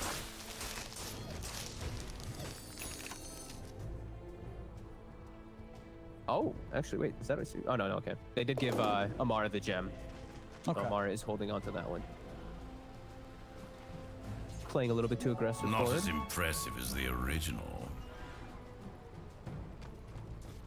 I mean, the lead hasn't necessarily grown from CREEPWAVE. It's still just a 3K. But their team fight has. I'm still just looking at the Phoenix. Like, their team fight is still so damn strong. I can see that their triple BKB is up, though, for BRAME, so they are very strong when they do get into these fights, if they are able to just get these off and get the proper targets, proper initiations, not get doomed initially. I don't know if you saw that stat there as well. That was probably quite a considerable amount of Eidolons, right? He's lost 61 Eidolons this game, 1,400 gold to CREEPWAVE off the back of those. So that's a lot of money. They were getting so many of them in the laning phase. Like, he would summon, they would split, and the Jug would run over and spin on top of them with a CM nuke, and they would get a lot of them. Oh, not too surprising. They've also got a lot of books, right? Dire's middle tower is under attack. Oh, yeah, about 850 gold. I mean, as a total from the Necro books and the Eidolons, Jugs had, that's 1K of the Jugs net worth. It's definitely adds up. Seen them looking to still want to try to make a play around bottom every time they do see Malorine split pushing, because they do have to put attention. These Greater Treants, we've seen them take so many Raxes in this season. Yeah, they win games. Very little that you can do. I mean, just look at that. That Rax is nearly down. Look at top. Radiant's top He's going to start doing it top now, too. attack. They're starting to get that split push going with this pretty, I mean, I call it over-tuned shard a little. The Treants feel a little bit too powerful to me still at the moment, but... I mean, and in a game where, sure, they're a little bit behind, but not that far. I mean, there's definitely going to be windows for that split push opportunity to come into play. So CREEPWAVE's got to play very smart against this incredibly strong Prophet. Yeah, and Focus, he still is a Monkey King. Sure, his game has been pretty much quiet. He's 0-3-1. He's not involved. He still pushes towers pretty hard. They're looking to get the jump on mid. Wish has shown his face. More Chrysalis. Get on him. There we go, straight in with the Omni Slash. Chrysalis down, over towards the Manon. He's going to be able to get the two of them, Chrysalis. A perfect Omni Slash. Middle tower is under attack. Best bounces I've ever seen. Right to that Earth Spirit. And now they can clean the mid wave too, as those Greater Treants were attempting to split push. And I like this as well from Chrysalis, getting that Swift Blink next. Got an item on the Jug. bit different to see no Ags or Ag Shard. True, that is the difference here. I think you're right. I feel like most juggers would prefer to get the Ags first before the Swift Blink. Just feel like he can get, if he goes for the Swift Blink, then they have more opportunities of canceling the Enigma Black Hole too. If there's like a Blink BKB, he just sits out of the fight, he just omnis him. I mean, he's got a lot of different things that he can play with this. I mean, chooses to. He also has Abyssal, so these BKB Black Holes are just not going to be a threat from Skylar. For sure, yeah. With the completed Abyssal, then the Blink makes a lot of sense. Absolutely. And Skylark, he's going for that Lincolns. He knows that there's going to be that, and the team fights are going to be very hard for him to drop it down. 9K gold lead now. How quickly things have increased on the CREEPWAVE side. Almost 20,000 experience too. And really seeing the BRAME just kind of starting to rely a little bit more on this split. Rely on splitting CREEPWAVE up and trying to find a hero that's out of position, as there is a Lincolns now on Malrine. Harder to kill for those silences. They still have the Earth Spirit silence if they can get it. We got Dream Coil. They're going to drop it down. They get a Doom down as well, straight away on the Monkey King. And they got follow-up damage. An attempt to jump in here on the Enigma. Black Hole's down, but he's not able to catch him. The bash is there, puts him to a stop. He's got to be careful now, Skylark. They are looking at Christmas, but he's able to get out of the silence with the Manta Star. It's 3 dead on BRAME. Over towards which they go, as they'll be able to hold the racks here. It just wasn't enough here from BRAME. It's a full cleanup from CREEPWAVE. Trying to get in with that Black Hole, couldn't quite find the target, Skylark. And as we're seeing at this stage, Crystallis just doing so much damage. 12-0-3. Had a completely flawless game so far on the Jug. As BRAME, they're really feeling the lead that Creeps had now for pretty much the majority of this game. Yeah, perfect play there from the Jug. He just pre-clinked the Abyssal, right? The Enigma just jumped into an Abyssal instantly, and then we just see the Black Hole whiff. And look at the Doom. Doom and Coil on the 2 ideal targets too. And yeah, you can see the instant Abyssal just pre-clicked from the high ground. Nothing that they can do at that point. BRAME needs to get a good Black Hole, or at least a Wukong's off in the fight. They got neither off. There's no way that they have a chance there. CREEPWAVE really solidified the lead. And now they've got to try and hold without the Black Hole. Crystallis still has the Omni Slash. So if anyone steps up, Crystallis will quickly jump in for the kill. I was kind of wondering if the temptation would have been there, because he knew the creeps were spawning, so didn't want to go in with the slash. As they're players safe. I mean, again, CREEPWAVE, they're going to feel that the game's in a pretty good state right now. They don't need to go for risky plays. They can more than easily wait out for their next big items to come out, as we are seeing. Puck now having the completed Aghanims. Roshan's available. They'll turn in for that. There's no Black Hole. So they won't feel too scared at all of BRAME. And BRAME's heading over. But I don't know if BRAME can really take a fight. No, they cannot. This is going to be really difficult for them. Hopefully, we're focused on at least get a Wukong. Malrini's already out. And he's been able to get the jump onto Spa, and they've got to run. They cannot fight this BRAME. Or if they do, it may just be the last fight of the game for them. They've got the Black Hole back in 10. But Roche is falling. Malrine, he's looking for the backlash. Spartan pull back for this. Malrine's already on him a second time. Focus. He's just dead. The slashes are there. Commits with the ult. It's a dead Monkey King out for 70 seconds. Wish also in trouble as he gets right-clicked down. There's a buyback available on Wish, but nothing. The same to be said for Focus. He cannot return to the game, as this looks like CREEPWAVE may just be able to close it up. Straight over from Roche towards the tier 4s. They're looking to end it. The aggressive tips coming out as well over towards Focus. As Malrine, he's just started on them here. 8-1 and 11. He went for a greedy build on Puck, and it absolutely has paid off here, as he just completely started on a lineup with multiple silences. But it just seems like it didn't matter. They could pretty much never kill him, as now they just died inside their fountain. Wish, they'll turn with the silence, but they're onto the ancient CREEPWAVE. They're looking to close it up. A jump forward is attempted by Skylark, but they pistol into the bashes. Skylark, he cannot get his Black Hole off, as Amar runs him down. The ancient Illforge is called, as CREEPWAVE will take this series 2-1. And this game 3, it felt all too slow from BRAME. Never really able to make the move. CREEPWAVE pulling out, again, the caliber of performance that we have come to expect from them in the series that they've shown us here, as just across the board, brilliant stuff all round.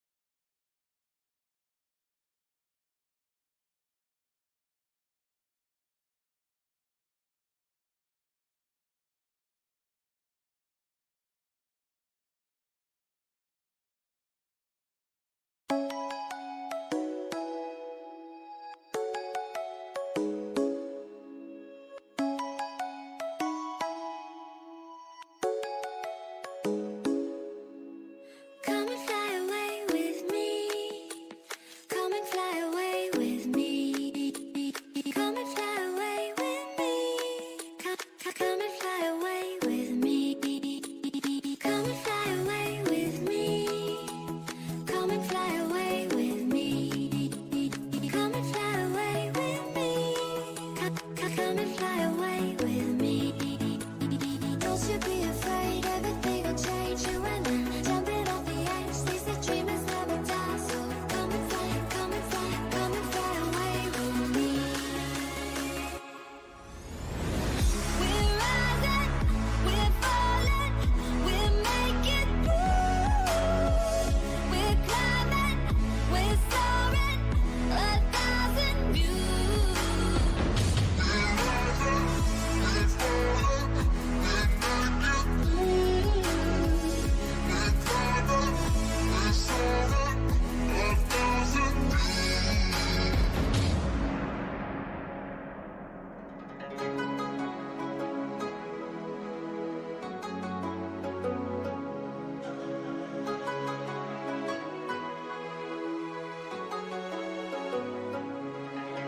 Somewhere by the Emerald Sea, where the moon and wine